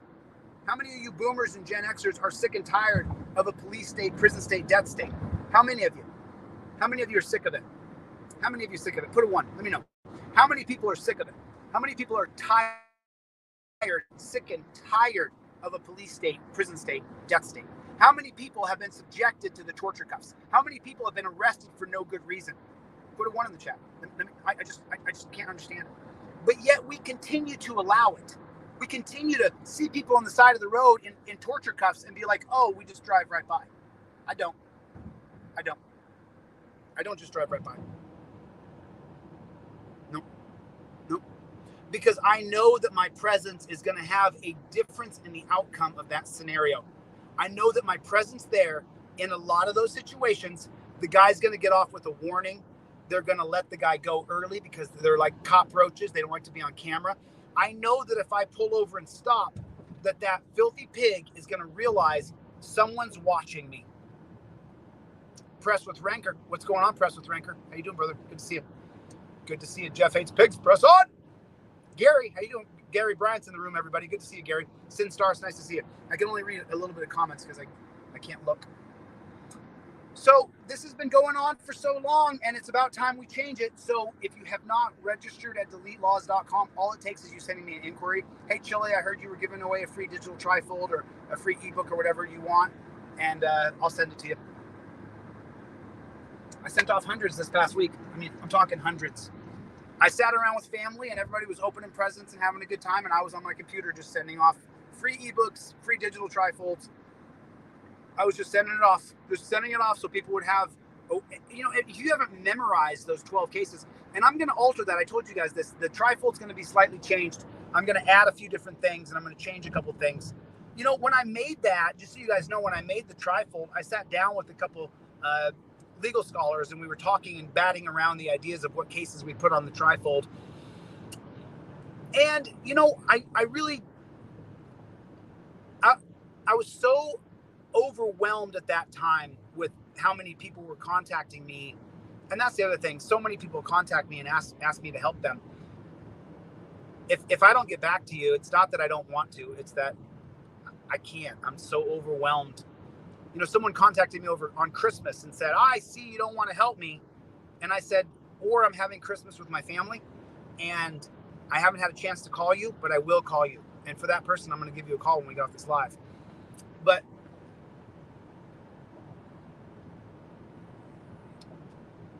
I'm tired of it. I'm sick and tired of it. And I want it to change. And the only way it's going to change is if we get together and we organize and we change it. It won't change unless we change it. Gen X and Boomer, we got the ball. And then you got guys like Sam Cramblett, who's a millennial, who's the mayor, and what a scumbag Sam Cramblett is.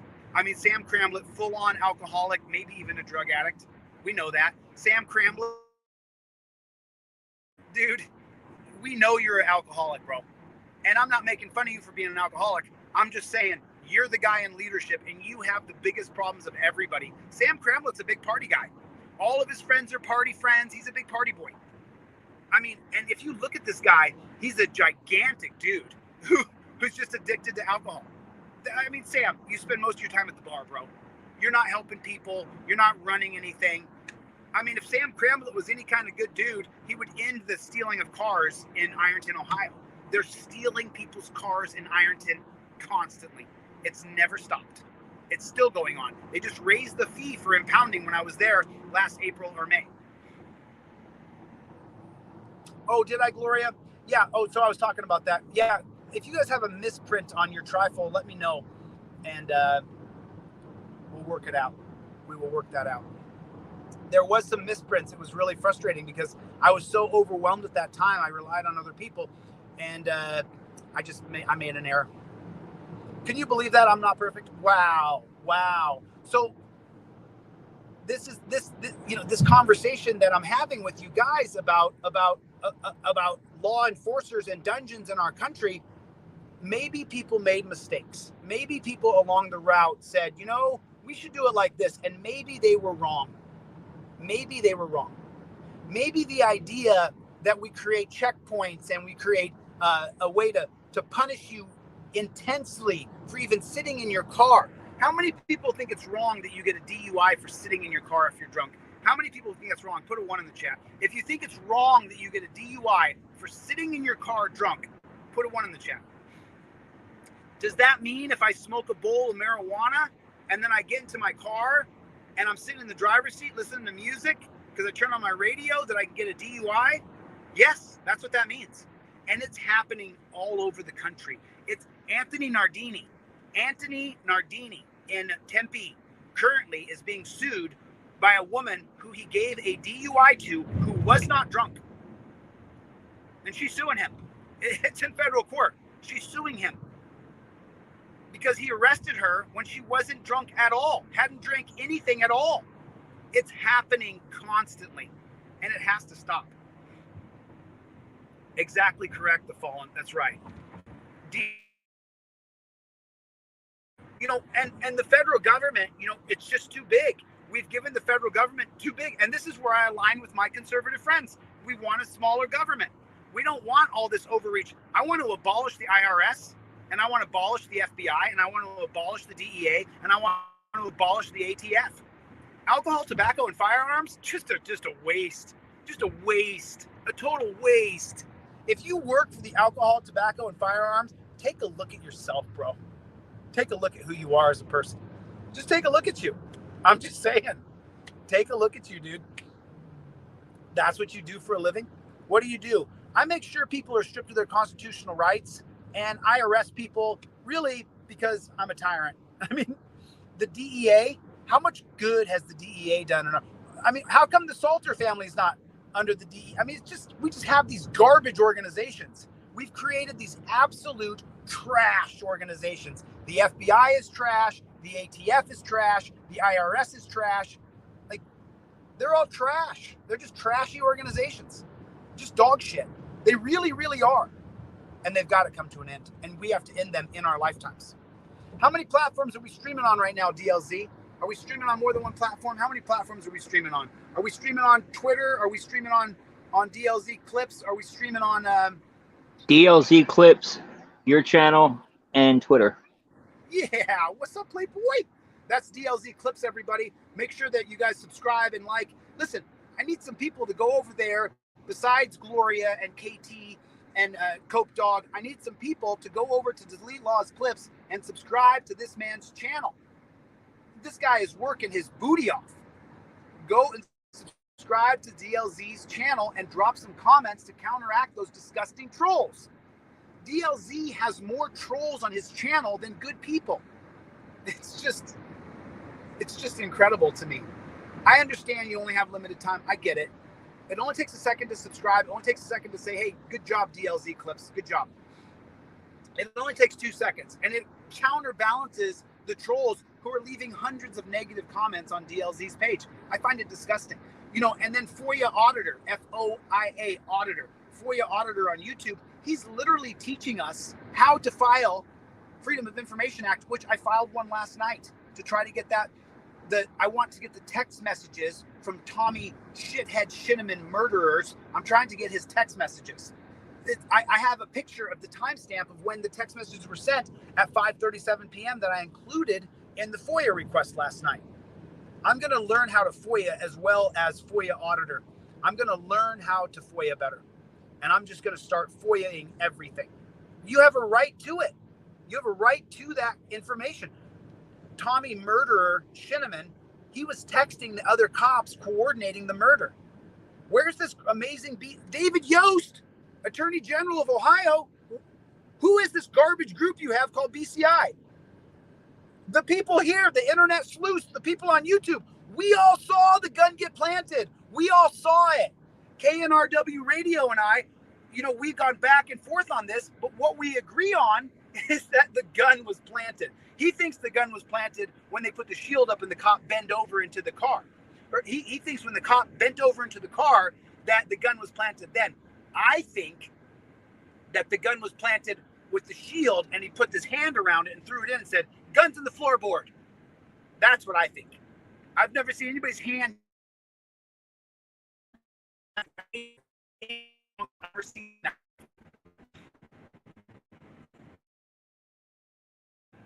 The tribe, you know, I only watch a few channels now because I realize that the 1A communities, half of them are frauditors. And so I don't really love a lot of the frauditor community. I don't watch them. You know, I agree with the couple of the trolls. I really do. I'm good friends with the troll. You know, there's a troll who I've never mentioned his name. We have an agreement. I won't mention his name. And I think that a good portion of the 1A community are frauditors to take a paycheck. I know that's fine.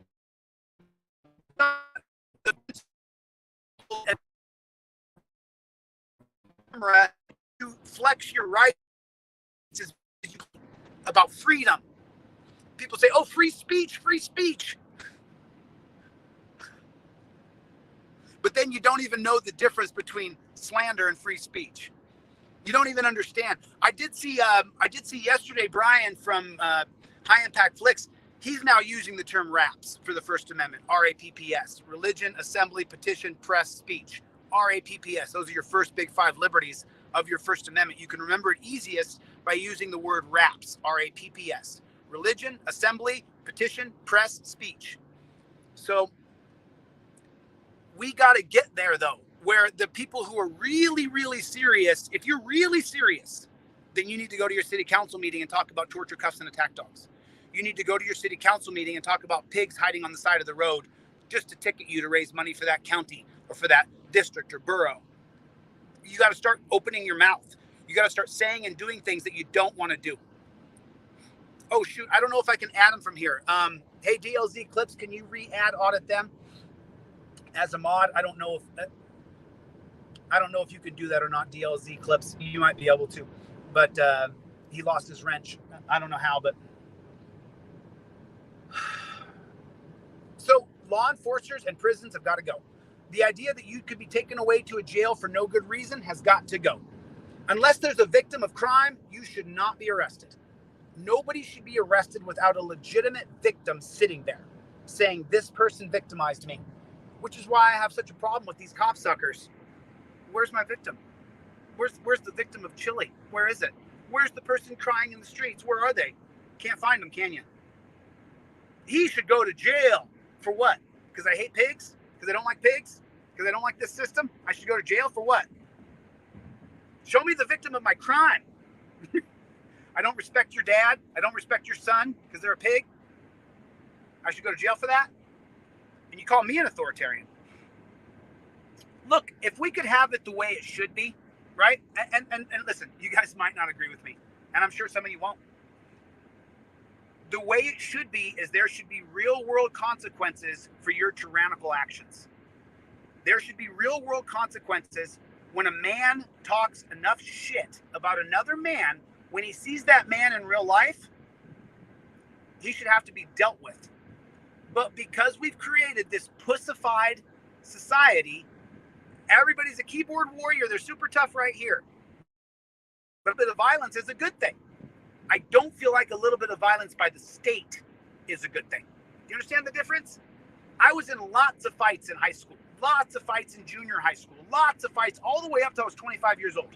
I've been in literally, legitimately over 100 fistfights. More. You don't believe me? Ask anybody from my hometown. I've been in, I've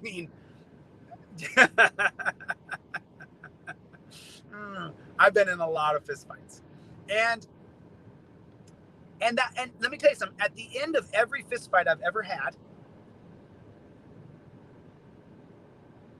in the end of most fist fights that I've had in my life, at the end of the day, I picked the other guy up off the ground, got him a rag for his beaten face, and then we were friends again. The only reason the guy got his ass whooped is because he tried to bully me, tried to pick on me. I've never in my entire life once ever, not once ever in my whole life, ever have I ever thrown the first punch. Not one time ever. Never. I don't want to throw the first punch. But there's no consequences for the pigs. There's no consequences for the violence. Oh, take that off. There's no consequences for the violence. There's no consequences. And now here comes another pig ready to hide on the side of the road.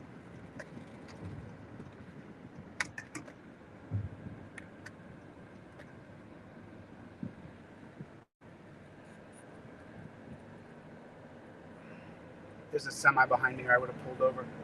He just pulls over on the side of the road to sit there. And there's no consequences for him just stealing from us.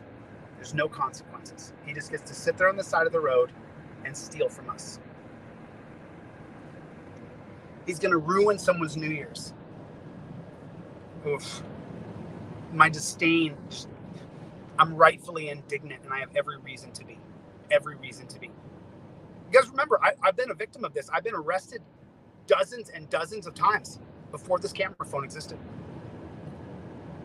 I mean, look what they did to me in Ironton, Ohio. Arrested me for peacefully protesting. They tried to put my arms behind my back. How'd that work out for you, McKnight? You got tossed around like a rag doll, didn't you?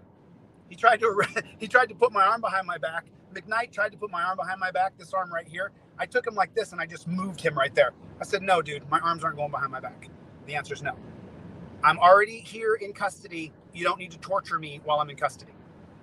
It's like, Can anybody get me the information on blank and shit in Ohio? Is this guy doing meth? Is he addicted to drugs? Is blank and shit on drugs? I've been hearing from lots of people. You can, Indiana auditor. I'm hearing that Blankenship, because you know what? Here's the thing. I got to stop saying Blankenship because there are some Blankenships in Ironton, Ohio that have nothing to do with being a bad person. And I got to stop, but I just can't stand those two pigs. So Blankenship, so I'm not insulting the other people who are not bad people. And maybe Blankenship can be, no, those guys signed up to be pigs right out of high school. So maybe Blankenship has a drug problem. This is what I'm hearing in Ironton, Ohio. Can I get confirmation from that? From what I'm hearing, Blankenship is going to the drug house regularly. He's going to the hotel regularly. And he's doing meth, and he looks like he's doing meth. Anybody can get me a current picture of Blankenship? I'd like to see a current picture of him to see if he looks emaciated. Because just so you guys know, when I was there, those Blankenship brothers looked like they were in good shape. 20-something-year-old guys should be able to whoop me. I'm 48, they should be able to whoop my butt. So, when I looked at those Blankenship brothers, I thought, man, those guys look pretty stout to me. Now, I don't think they can because they didn't spend enough time on the mat, but I'm at the age, man. I'm at that age where I'm not the same dude I was when I was 35. I don't have the same amount of endurance, and my knee is wacky right now. But just so you know, most people who aren't really, really trained in real life, it is what it is. There's no consequences for the bad actors inside of law enforcers. There's no consequences. And we're seeing it time and time and time again. There are no consequences. And because there's no consequences for pigs, they are regularly beating us, cheating us, raping us, pillaging us, ending our lives, and it's not getting any better. It's getting worse. And now that the camera is, they put the body cam on pigs. So if I put my hands out like this to shoot a gun, what's covered up? The body cam. So we don't get to see what's going on. And then the body cams fall off all the time. Oops, the body cam fell off. Don't know what happened. I mean, what about those pigs that killed Jalen Walker? What about those pigs that mowed him down with 90 shots or 140 shots, however many it was?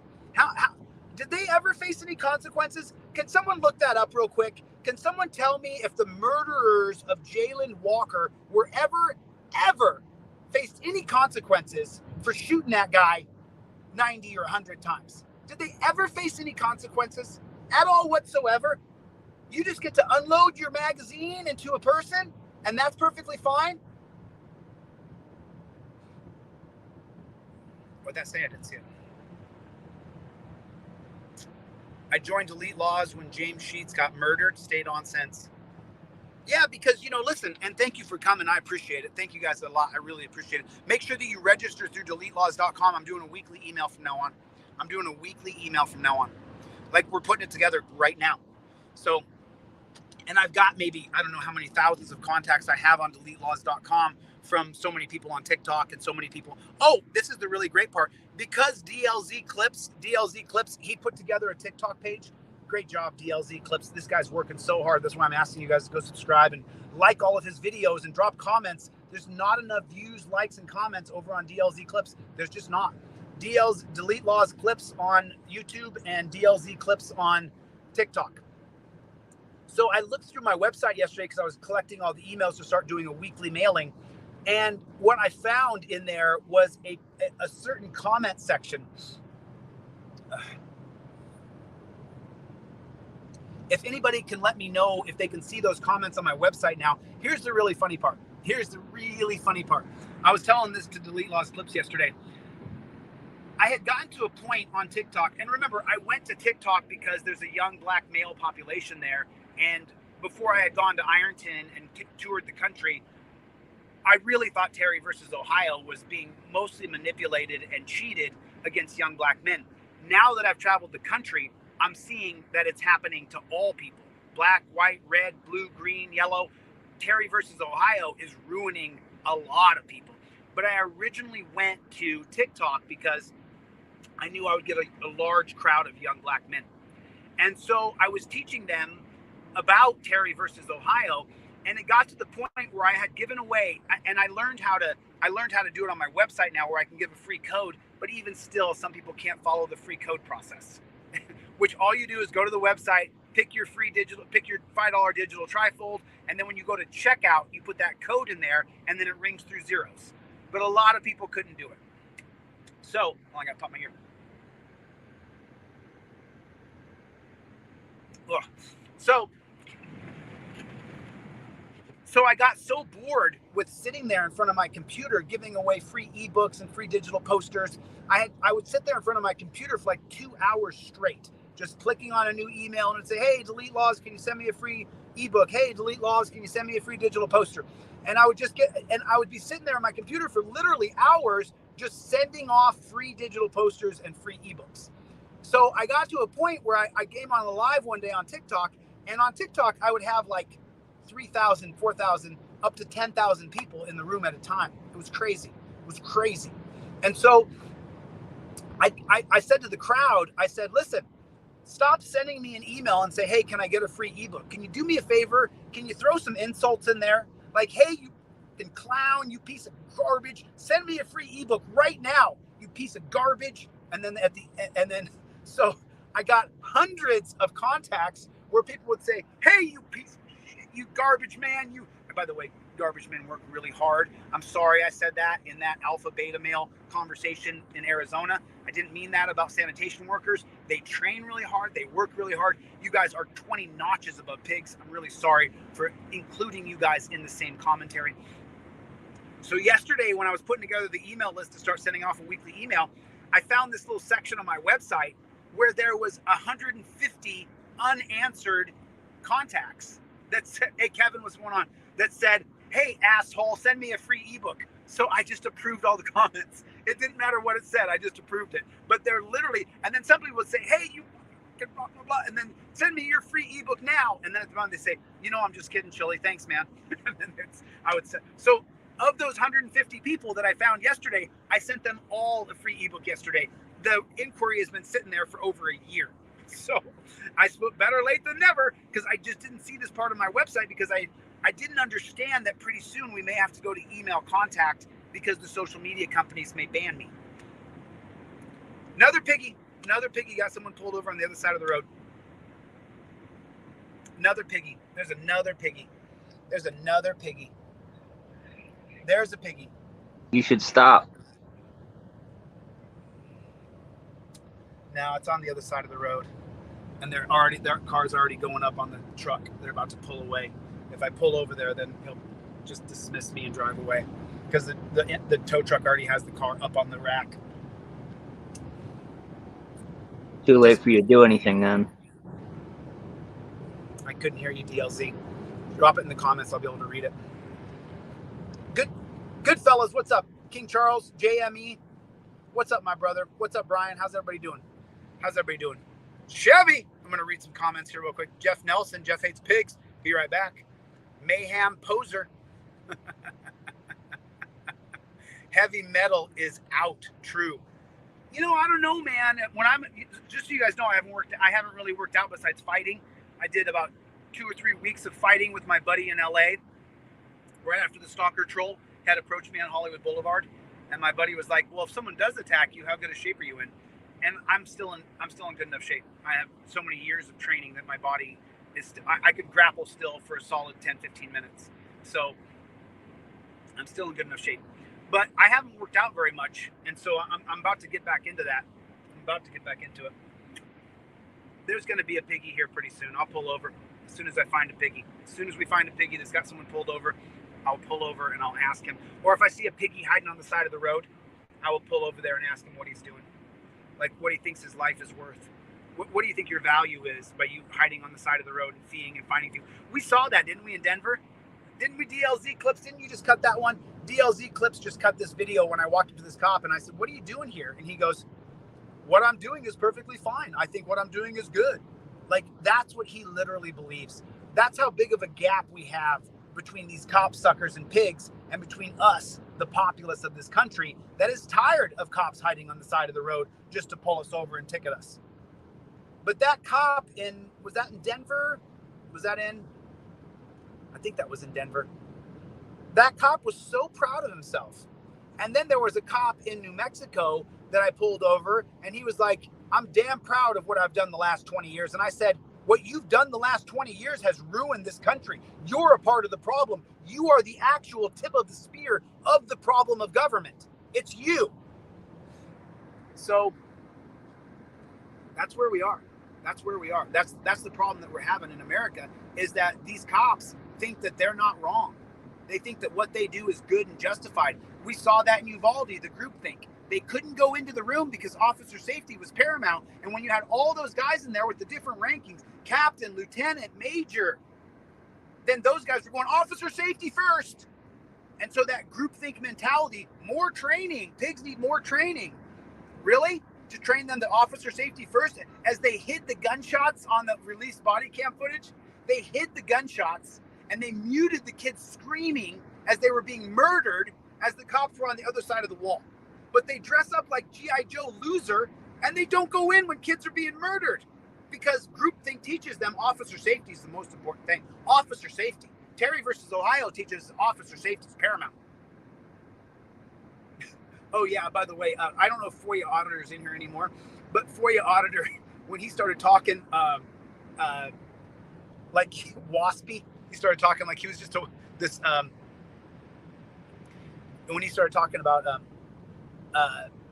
in a real waspy tone, because he has a real accent. And when he was talking last night, because I got off the live and I was just listening to him, and he was hilarious. That's hilarious, FOIA Auditor. You got to talk like that more. That was really funny, because I don't have anything against any particular race. Oh, there it is. Thank God that ear finally popped. Oh, I've been driving for a minute with that ear all clogged up. No, Indiana Auditor, just send me an email through my website. I'll send you a free digital trifold, dude. If you got $5, you should buy it. But if you don't, I'll send it to you for free, because it's only $5. It's not like it's super expensive. And most people have $5 on their Cash App, their Venmo, their PayPal. So, but if you don't have $5, I'll send it to you for free, because it matters to me that you guys all know it. Everybody should know how to spout off those Supreme Court cases in front of pigs, because it stops them. It stops them. You guys have seen it. The camera plus knowing your Supreme Court cases, you guys have seen. How many cops have I just shut down because they can't argue with me? They don't have the education to argue with me, and then they're afraid if they do the wrong thing that I will get their job. I mean, the Spuljarek brothers are gone. People say, "Oh, what have you done?" Aren't Brad and Spuljarek, aren't Bradley Spuljarek and Jonathan Spuljarek? Didn't they both resign? They did. It wasn't from any pressure. They didn't do that from pressure.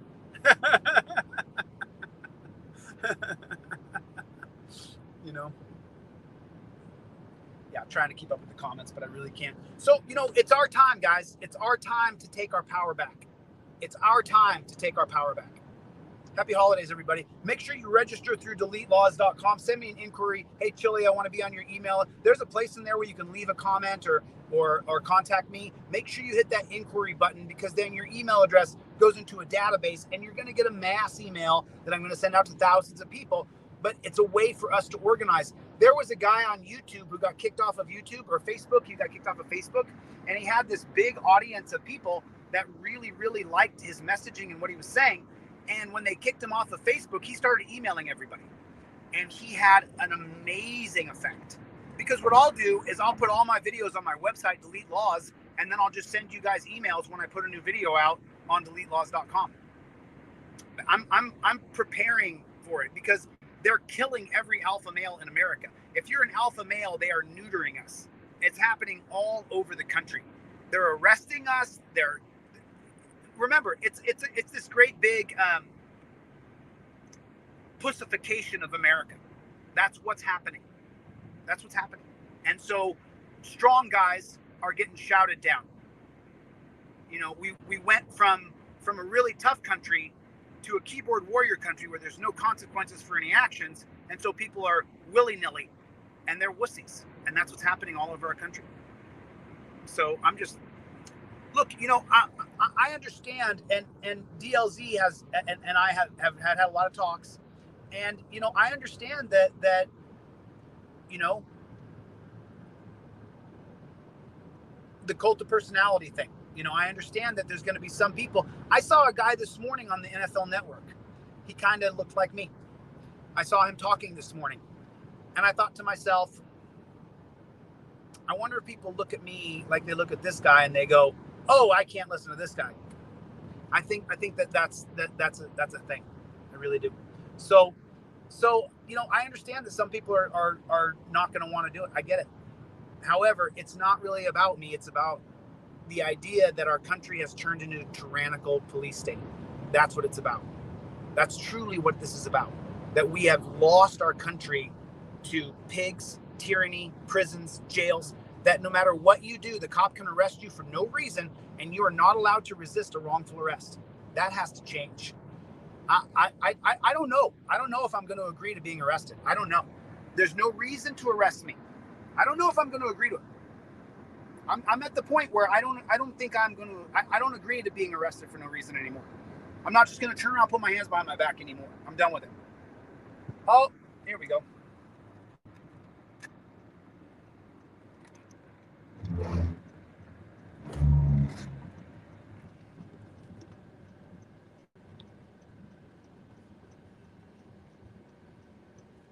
Just curious. I'm just curious.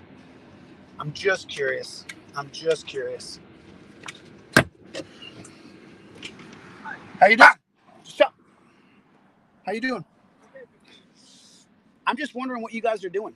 Like I've seen, just so you know, I've seen maybe 50 cop cars on the side of the road. 50. What are you doing? Check speed. So say someone's speeding.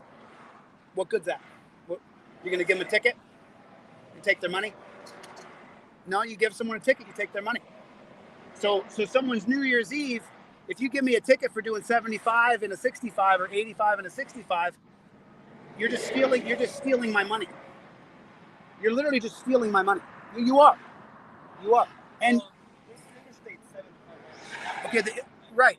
So, well, what is your functionality? What's the functionality of rights protectors in America? What is the function? What are you supposed to be doing in our country? Protecting our rights. Is this protecting rights? No, it's not. It's not. This is exactly what we don't want. This is everything the people in America do not want. We want you guys to protect rights, solve rape cases, arrest pedophiles. We want murderers, people who physically assault another person, which, by the way, I'm all for fist fighting in the right arena. Just, this is garbage. And I've seen so many of you guys hiding on the side of the road. It makes me want to vomit. It does. And you are a man, meaning that you have a worth. Your soul is from God, just like mine is. But yet, this is what you do with your time. Why? You don't see a higher worth for yourself? I'm just asking. I mean, I'm just having a cordial. What do you guys call it? A consensual conversation? Isn't that what you call it? You say this is a consensual conversation, and I say, okay, am I detained or am I free to go? And I can just walk away, right? You can just drive away. But what I'm asking you is, do you think this is a true value of a man to sit here and scan people for speeding? No. Then why are you doing it? It's your job. So you're just following orders. Then this is not your job. If you were not ordered to do this, then this is not your job. Am I wrong? I mean, look, you're a man, I'm a man. I'm just having a man-to-man conversation with you. This for us, for the hundreds of people watching me, they hate this. We all hate this. This is not a representation of you as a human being. And I'm sick of it. I'm tired of it. I'm tired of you guys trying to find a reason to steal my money. Where's the victim of going 85 and a 75? Where's the victim? Is there any victim? I got my dog here. You know, I'm not trying to pull over and have a shootout or a fist fight. I'm just asking you, like, do you agree that what you're doing is good? What's that? You do much more than just this. Oh, I know you do much more than this. I know it. That's the problem. We want you guys to protect our rights. I want you guys to protect me if I'm afraid of somebody. I want you to stop the guy from beating his wife. I want you to stop the guy who's driving 150. That's what I want you to do. Right. So if I'm doing 85, are you going to give me a ticket? You can't answer the question. You're a young dude, man. You could do something else. You chose to do this. How many people do you think you arrest? How many people do you think you arrest every week? You've lost count of how many people you've arrested. So I hear cops say all the time, I have a right to go home safe to my family too, right? That's what you guys say, isn't that? And your real motto between cops is what? Is it protect and serve? No. Your real motto is whatever it takes for you to go home safe at the end of your shift. That's what you guys say to each other at the precinct. You guys fist bump and say whatever it takes for me to go home safe at the end of my shift. So that means that your life's important and mine's not. What's that? Every life is important, but then you say, I have a right to go home safe to my family, but then you take people, you said you've lost count of how many people you've arrested. You got to go? Better than sitting here. Hopefully you protect somebody. Take care, dude. Take care.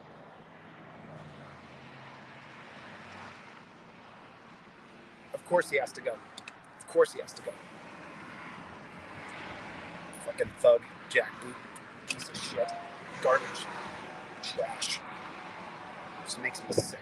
Fucking trash. Absolute trash. Admits that he's not doing any good. He admitted it. I'm not doing any good. I asked him, you think this is doing any good? And he said no. He shook his head no. I wish I'd had the key. And then, of course, he looked at his computer screen. Oh, I got to go. I got to call. Bullshit. Bullshit. You just didn't want to face the music, bro. You don't want to face the fact that you're a parasite, that you're stealing people's money. That's the simple fact of the matter. You're stealing people's money. That's what's really going on, is you are stealing people's money. You're on the side of the road to rob somebody. That's why you're there. Don't lie, dude. He even said, I chose to do this. I'll bet you did. Because it's a real easy job. All you got to do is just follow orders and be willing to kill people, put them in torture cuffs, take them off to a dungeon and say, I got a right to go home safe too, as you took someone to a frickin' rape cage.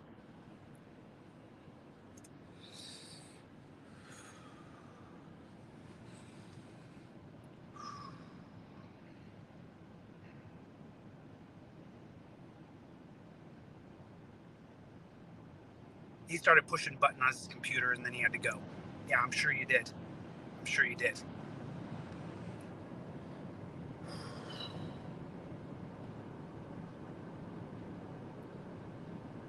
I was telling this earlier to Delete Law's clips,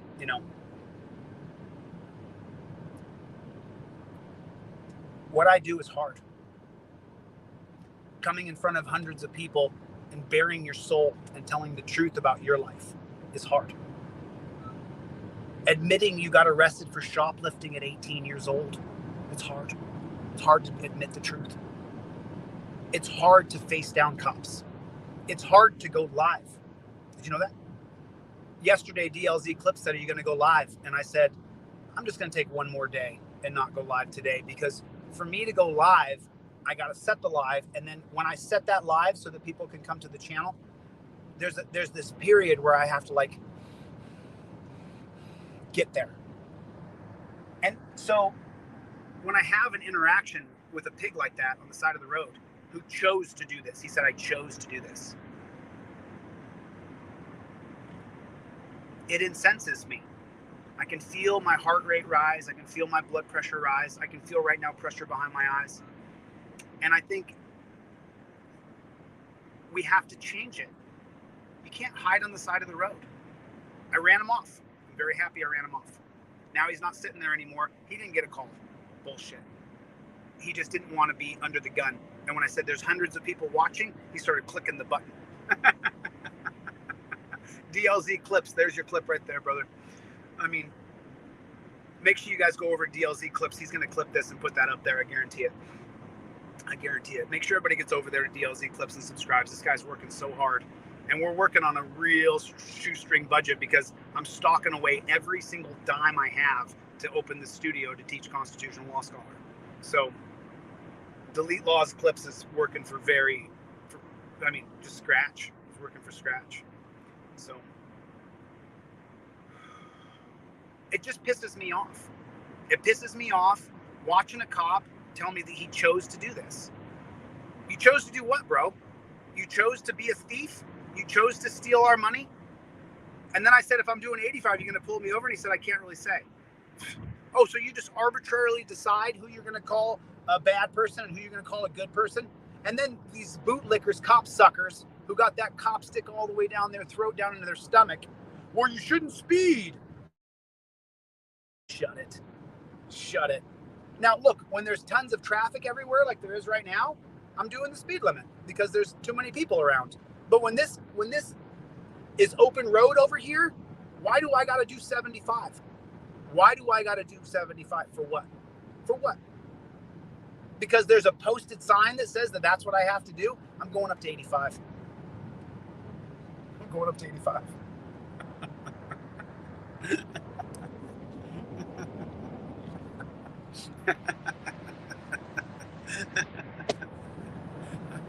F you.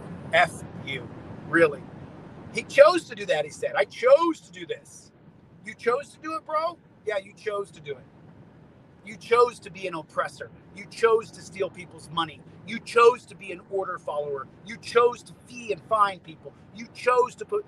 I said, how many people do you arrest a week? And he said, I've lost count. I got a right to go home safe to my family. I've only ruined so many people, I can't count them all. I've ruined so many people. People are passing me and I'm doing 85. This van right here is passing me.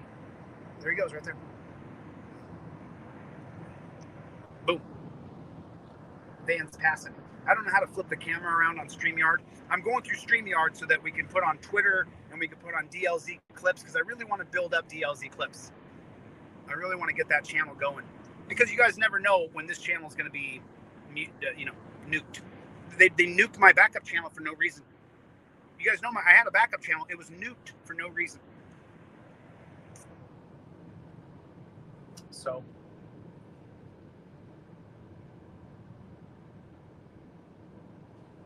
right.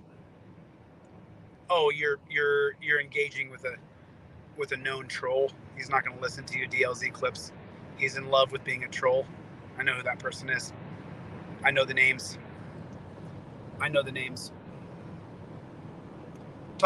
This guy said right here, let me read it before I say the name. I talked to a federal cop one day, told me he had to change areas, giving tickets for a while for demographic quotas. One day on the Natchez Trace Parkway in Mississippi. Oh, Mississippi, not only is it racist, the cops are so racist in Mississippi, it's a total police state next to Louisiana. Louisiana's a giant police state. That's Louis Tyner who said that, you guys. You could pin his comment up. Let me see if I can pin it from here.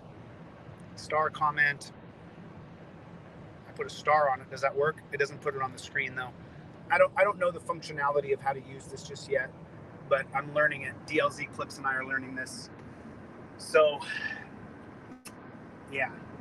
But it should make you mad too. It should make you just as mad as it makes me. It should make you just as pissed off as it makes me. It should piss you off. But, I'm not going to go into this very much. I'm going to sprinkle this on right here. I'm going to sprinkle something on for you guys right here. Let me just thank somebody who thought that they were hurting me. I'm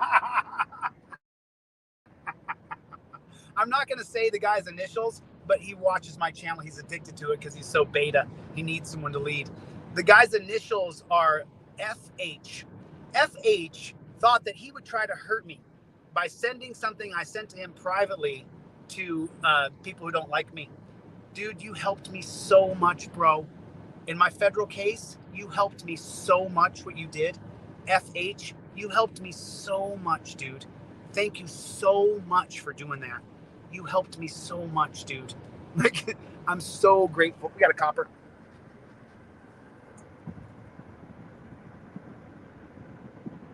Sitting there with your lights on.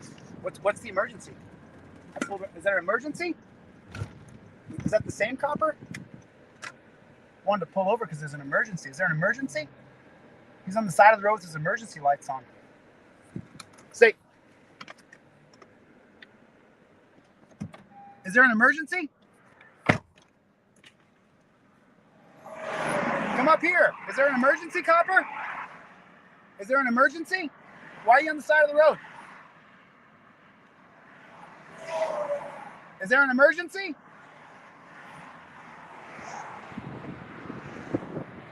What's the emergency?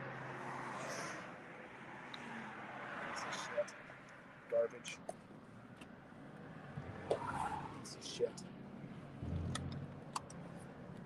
Piece of shit. Hiding on the side of the road. Just sitting there hiding.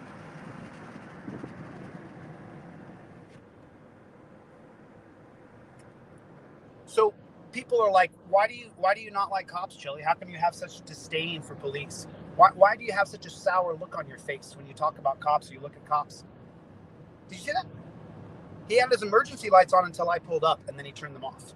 Why are your emergency lights on the side of the road? I want to intimidate people. I want to show that I'm here. For what? To intimidate us. To remind us that we're in a police state. Cop pulls over on the side of the road with emergency lights on? Okay, I'll pull over. Your emergency lights are on. If there's an emergency, I want to know what it is. Why are you pulled over with your emergency lights on the side of the road? For what? For what? Why? To remind you that you're in a police state. Pigs. Absolute, total pigs. Absolute pigs. That's why I don't like cops. Right there. Right there. Why are you on the side of the road with your emergency? Rights protectors should have the smallest imprint on society possible. They shouldn't park their cars in the middle of the road. They shouldn't be pulling people over unless they're an actual danger to society. And that's what I'm talking about. But yet, people drive by that pig on the side of the road with his lights on, and they just accept it for the way it is. I don't. I don't. I don't. I don't accept that. Here comes the piggy. Let's see. Let's see what this piggy's gonna do. Let's see what this piggy's gonna do. Let's see. Is that the same piggy? I don't know how to flip the camera around. Is that the same piggy on the side of the road? I can't tell. Is he slowing? Well, let me slow down and just get behind him and see how he likes it. I'm following him now. I just juice the brakes so he can go around me. How do you like it, piggy? How do you like being followed like that? Does that feel good? Knowing that a man's following you? You don't know my intentions? How does it feel? How does it feel, piggy? How does it feel? You like that? Is that a nice feeling? Feel good about that? Oh, yeah, he'd have no problem doing it to you. He'd pull behind you. Your stomach could go through your heart. You'd be nervous and afraid. He'd have no problem doing it to you. He'd have zero problem doing what I'm doing. Oh, he punched it. Now he's doing 90. I don't know how to flip this camera around.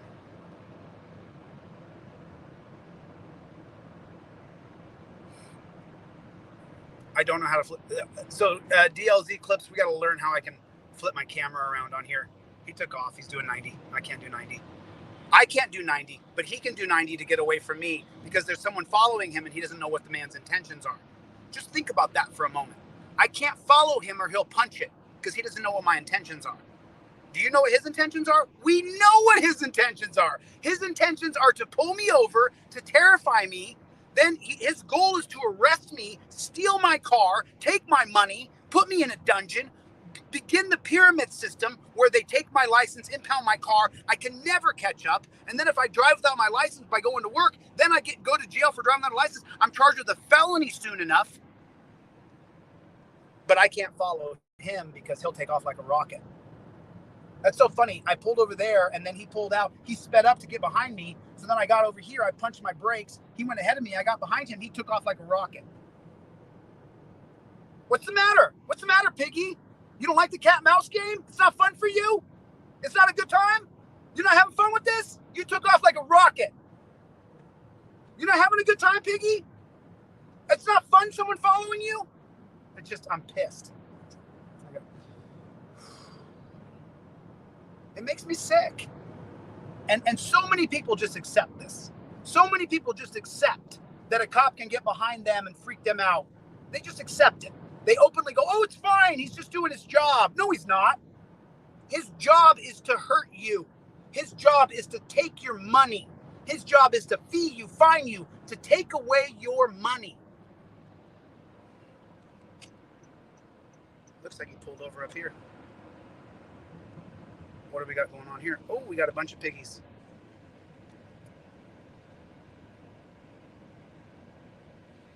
Undercover truck.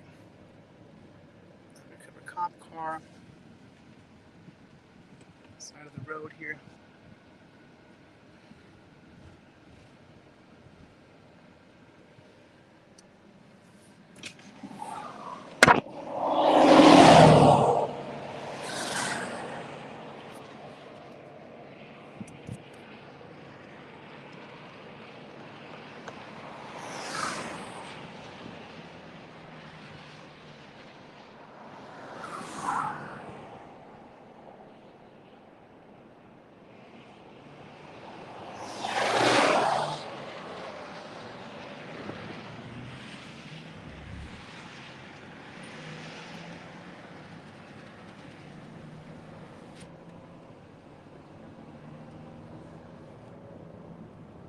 So, Tesh Lines versus Danforth, 1943. Virgil Griffith is going to write this holding for the Mississippi State Supreme Court that says that you have a right to stop anywhere that you deem necessary on the side of the road. So, as a journalist and as someone who deeply cares about other people's lives from dying, I have every right to pull over on the side of the road because that's my freedom. So, you know, these dunce caps on here, all these dunce caps, you guys are so stupid. The people who are the haters, and you're a dunce cap, bro. You didn't do the research on Tesh Lines versus Danforth, because the truth is that I have every right to stop on the side of the road if I want to. Every right. I'm doing the speed limit here so that way they can catch up and pull me over if they feel like they want to catch up and pull me over. I'm not going to speed, but the guy got away clean, so I'm just going to make sure that once he got away, that I don't need to be there. But I'm not going to tolerate it anymore. I'm tired of it. I'm sick and tired of it. Everybody's sick and tired of this. Sick and tired of it. I'm sick and tired. Filthy pigs. Came out and waved to me. Waved to me? You waved to me? How about you just leave the guy alone? How about you just leave that person alone? How about that? And they had an undercover truck that had that guy pulled over. For what? It was a young guy. The guy was in his 20s. That guy was young. I'm in the slow lane here. If you guys want to catch up, I'd like to have that conversation. Let's have it. It would be my pleasure to have that conversation.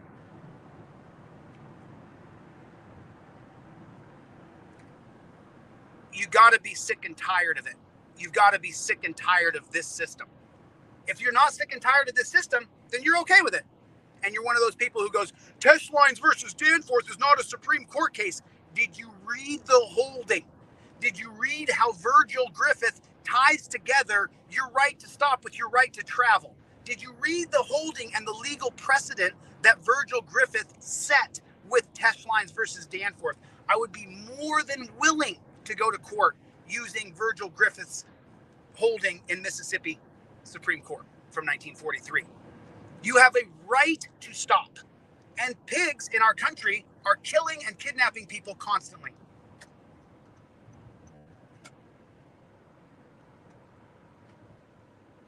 He's coming up, so I'm slowing down.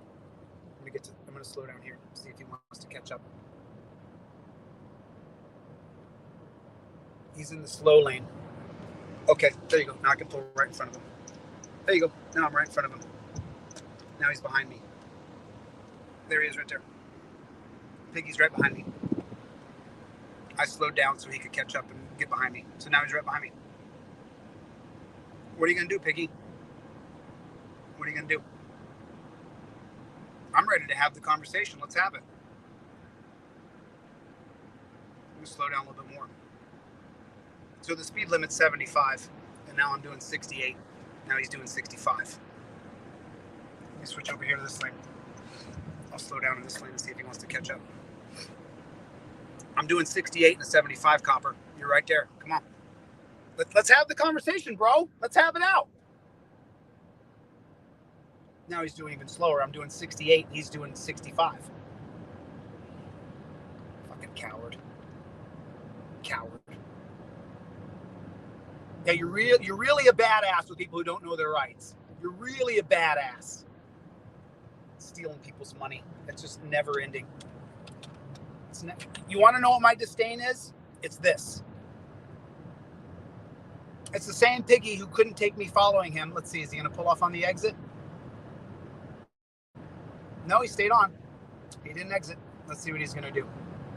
Going so slow. I mean, like I can't go any slower without him having a reason to pull me over.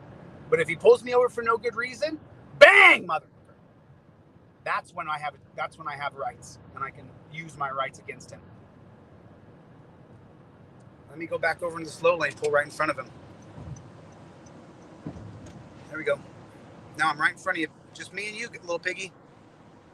I'm right here, brah. Make your move, piggy. Make your move. He's slowing down. Fucking pig. Look, you can't even see him anymore. He's slow. He's slowing down. Of course you are, piggy. Of course you are. Because you're a damn coward when it comes to a real man who knows his rights. You're a damn coward.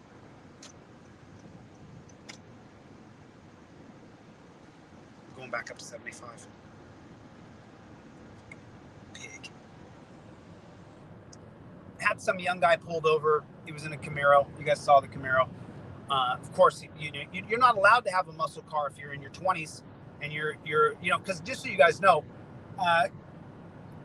men in their 20s, in their early 20s, mid 20s, those are the toughest guys on earth. They really are. If you're in your, and I wasn't told this when I was young. I guess I was, because I was fighting in fight camps and stuff, so I knew my level. But what a lot of young guys don't know is that even as young as 15, 16 years old, you are the alpha male. I told you guys I wrestled this guy in Alaska who ended up taking second in the nation in wrestling, and he won the Jiu-Jitsu World Championships. And this guy, I could hang with him for a minute. He was only 17. I could hang with him for the first minute. I could even score on him. But then after that second, third, fourth minute, this kid would wipe me up, man. Just destroy me. I couldn't even compete anymore after the third minute. He would just beat the hell out of me. So, if you're in your teen years and you're really a good wrestler, or you're really good at jiu-jitsu, and then if you hit your 20s and you're still training wrestling and jiu-jitsu, you are the alpha male. You are the toughest guy on earth. You really are. And especially for guys who are my age, we end up having ailments, shoulder ailment, knee ailment, back ailment, something that's an injury that plagues us. I have a constant knee injury right now. There's some days I have really great mobility, and some days my knee hurts like hell. So I have something torn in there. I've got something, either a ligament or a tendon or cartilage is torn inside of there. But, it's like these cops, I don't think, some of these guys, like those Blankenship brothers, apparently one of those Blankenships is a pretty good high school football player. But a lot of these guys aren't really alpha males. And the only way they are enter into the alpha male world is by using the color of law to dominate you and take dominion over you. And that's the problem that I have. Because the truth is, even at my age 48, a lot of these pigs couldn't have dominion over me without a badge and a gun. And so I don't like them. I guess you guys know that by now. But I'm just tired of it. I'm tired of watching it. I'm just going to keep on pulling over when I see them on the side of the road, and I'm going to have the conversation. Why can't we talk about it? I'm a journalist. I've got almost 1,000 videos on my page. With DLZ clips, we're over 1,000. And so I'm pretty close, right? I think we were at 800 or something like that before. I was at 800 when I filed my copyright lawsuit. Oh, you guys want an update? Wilson Sonsini. Has anybody ever heard that name before? Listen, if I had known the level that I was in my 20s, if I had known that I could have kept wrestling if I had gone to the Olympic Training Center, because I was a state champion in freestyle, so that would have given me access to the Olympic Training Center. If I had known, if I had been educated that there were more processes than having to go start my NCAA clock after my knee was blown, I would have gone to the Olympic Training Center and just wrestled and kept wrestling. But I didn't know all the processes. There wasn't the internet where you could find out every single bit of information. It didn't exist back then. I didn't know the process. I didn't know. uneducated and ignorant. Okay, we got another little piggy here. Oh, don't hit that speed too high. Oh, they're probably targeting me now. They're probably radioing back and forth. That's definitely a piggy behind me.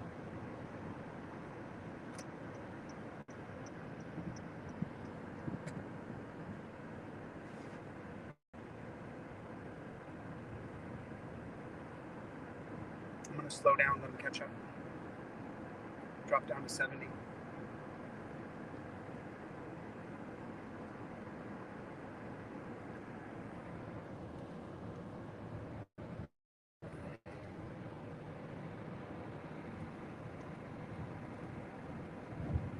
Now, you see all the cars passing me because I slowed down? I'll show you.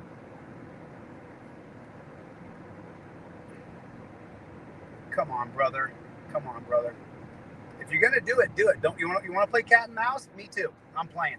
Let's play the game, piggy. Oh, he's pulling off. He's pulling off. I'm not intimidated. Hey, you guys are watching. If you're watching the video, I'm not intimidated. I don't give a shit about you, bro. You weak ass punk.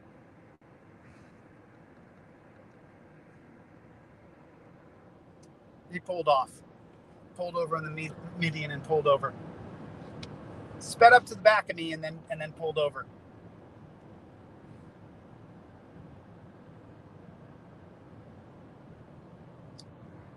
This car just caught up.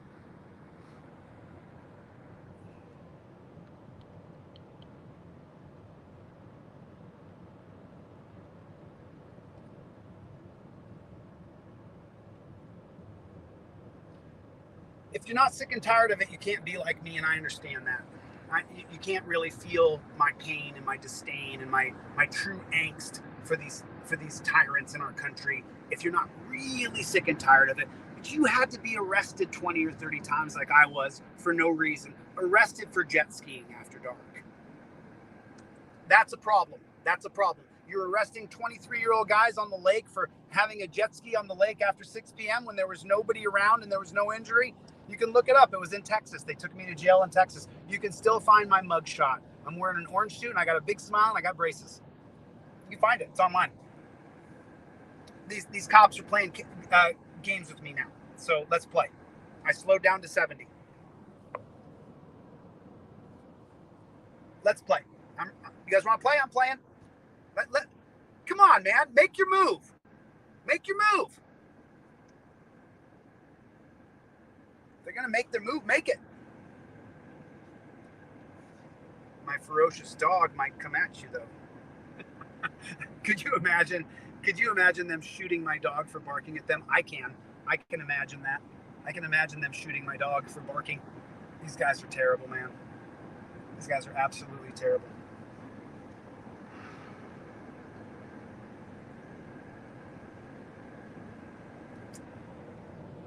So, little update.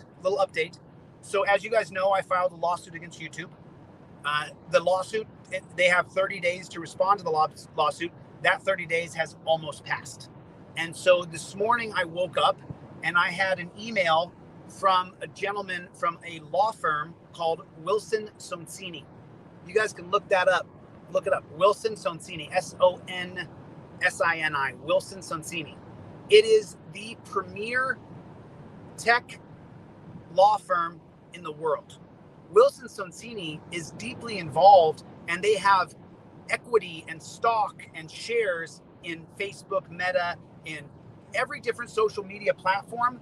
The representative for, so just so you guys know, the lawyers for TikTok, the lawyers for Facebook, the lawyers for Instagram, the lawyers for YouTube, the lawyers for any national or global technical business, tech business, the lawyers are called Wilson Sonsini.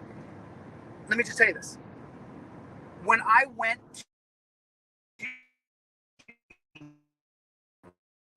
2004, I started Coded Friends in 2015. Coded Friends is an amazing system that's far beyond its time. And eventually I would have to sell it to Mark Zuckerberg. And I lost a lot of interest when I knew that fact. But the point is, when I went and I in Washington, D.C., and I met with them to represent Coded Friends. I had an investor there, and we walked right in and sat down. I'm not going to say his name because I don't want people to bug him, but this guy and I stayed in touch. We'll call him G. So G and I stayed in touch for years and years because when he met me, he said, Chille, that is an amazing system. And then he explained to me some things that I didn't know about how the tech industry works. And so, but I was at Wilson Sonsini in Washington, D.C. And that's when I learned of the power of Wilson Sonsini. So they're so powerful and involved in so much technology that when Facebook had a lawsuit going with Instagram, or I don't know, don't quote me on the two different, it was the same tech company.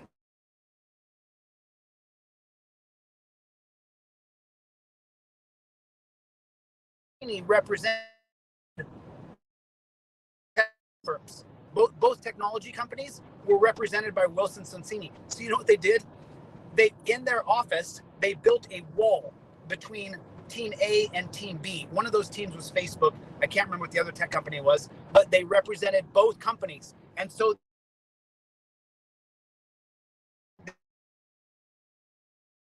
they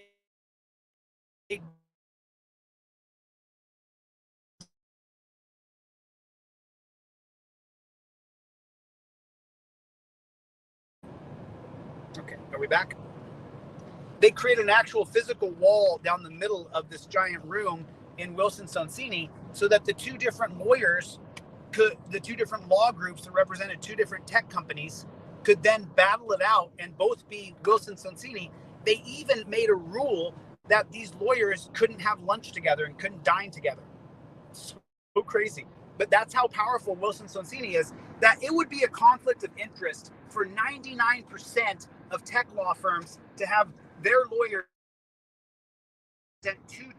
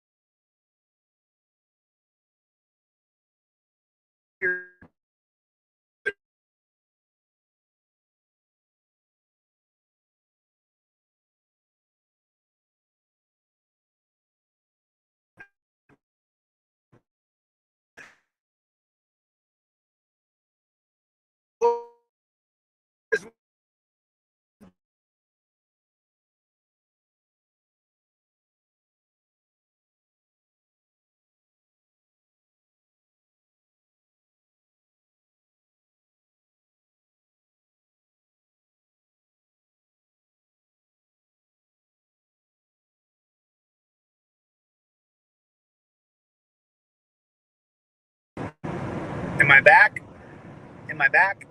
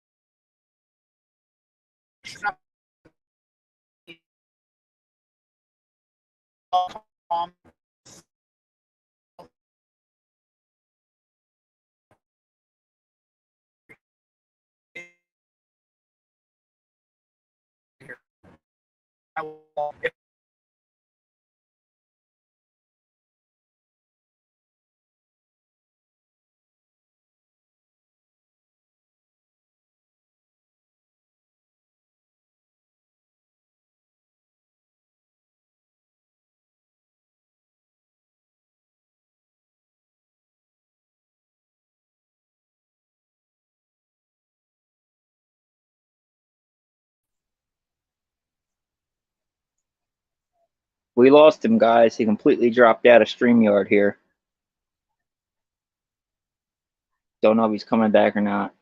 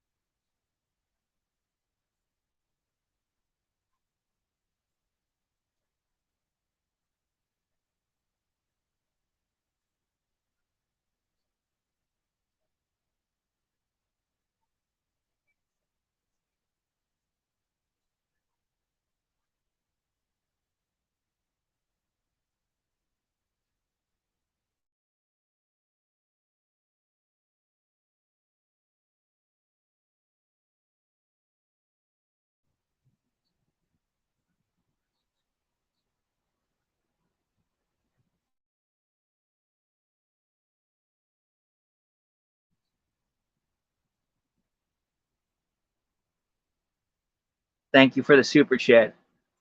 That's funny. That's right. We don't stop.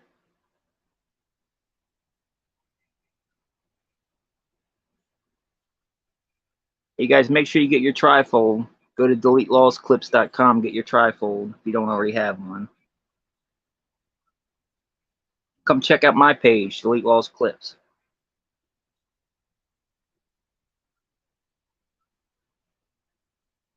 All right, I guess he's not coming back, so I'm just going to go ahead and end it. See you on the next one.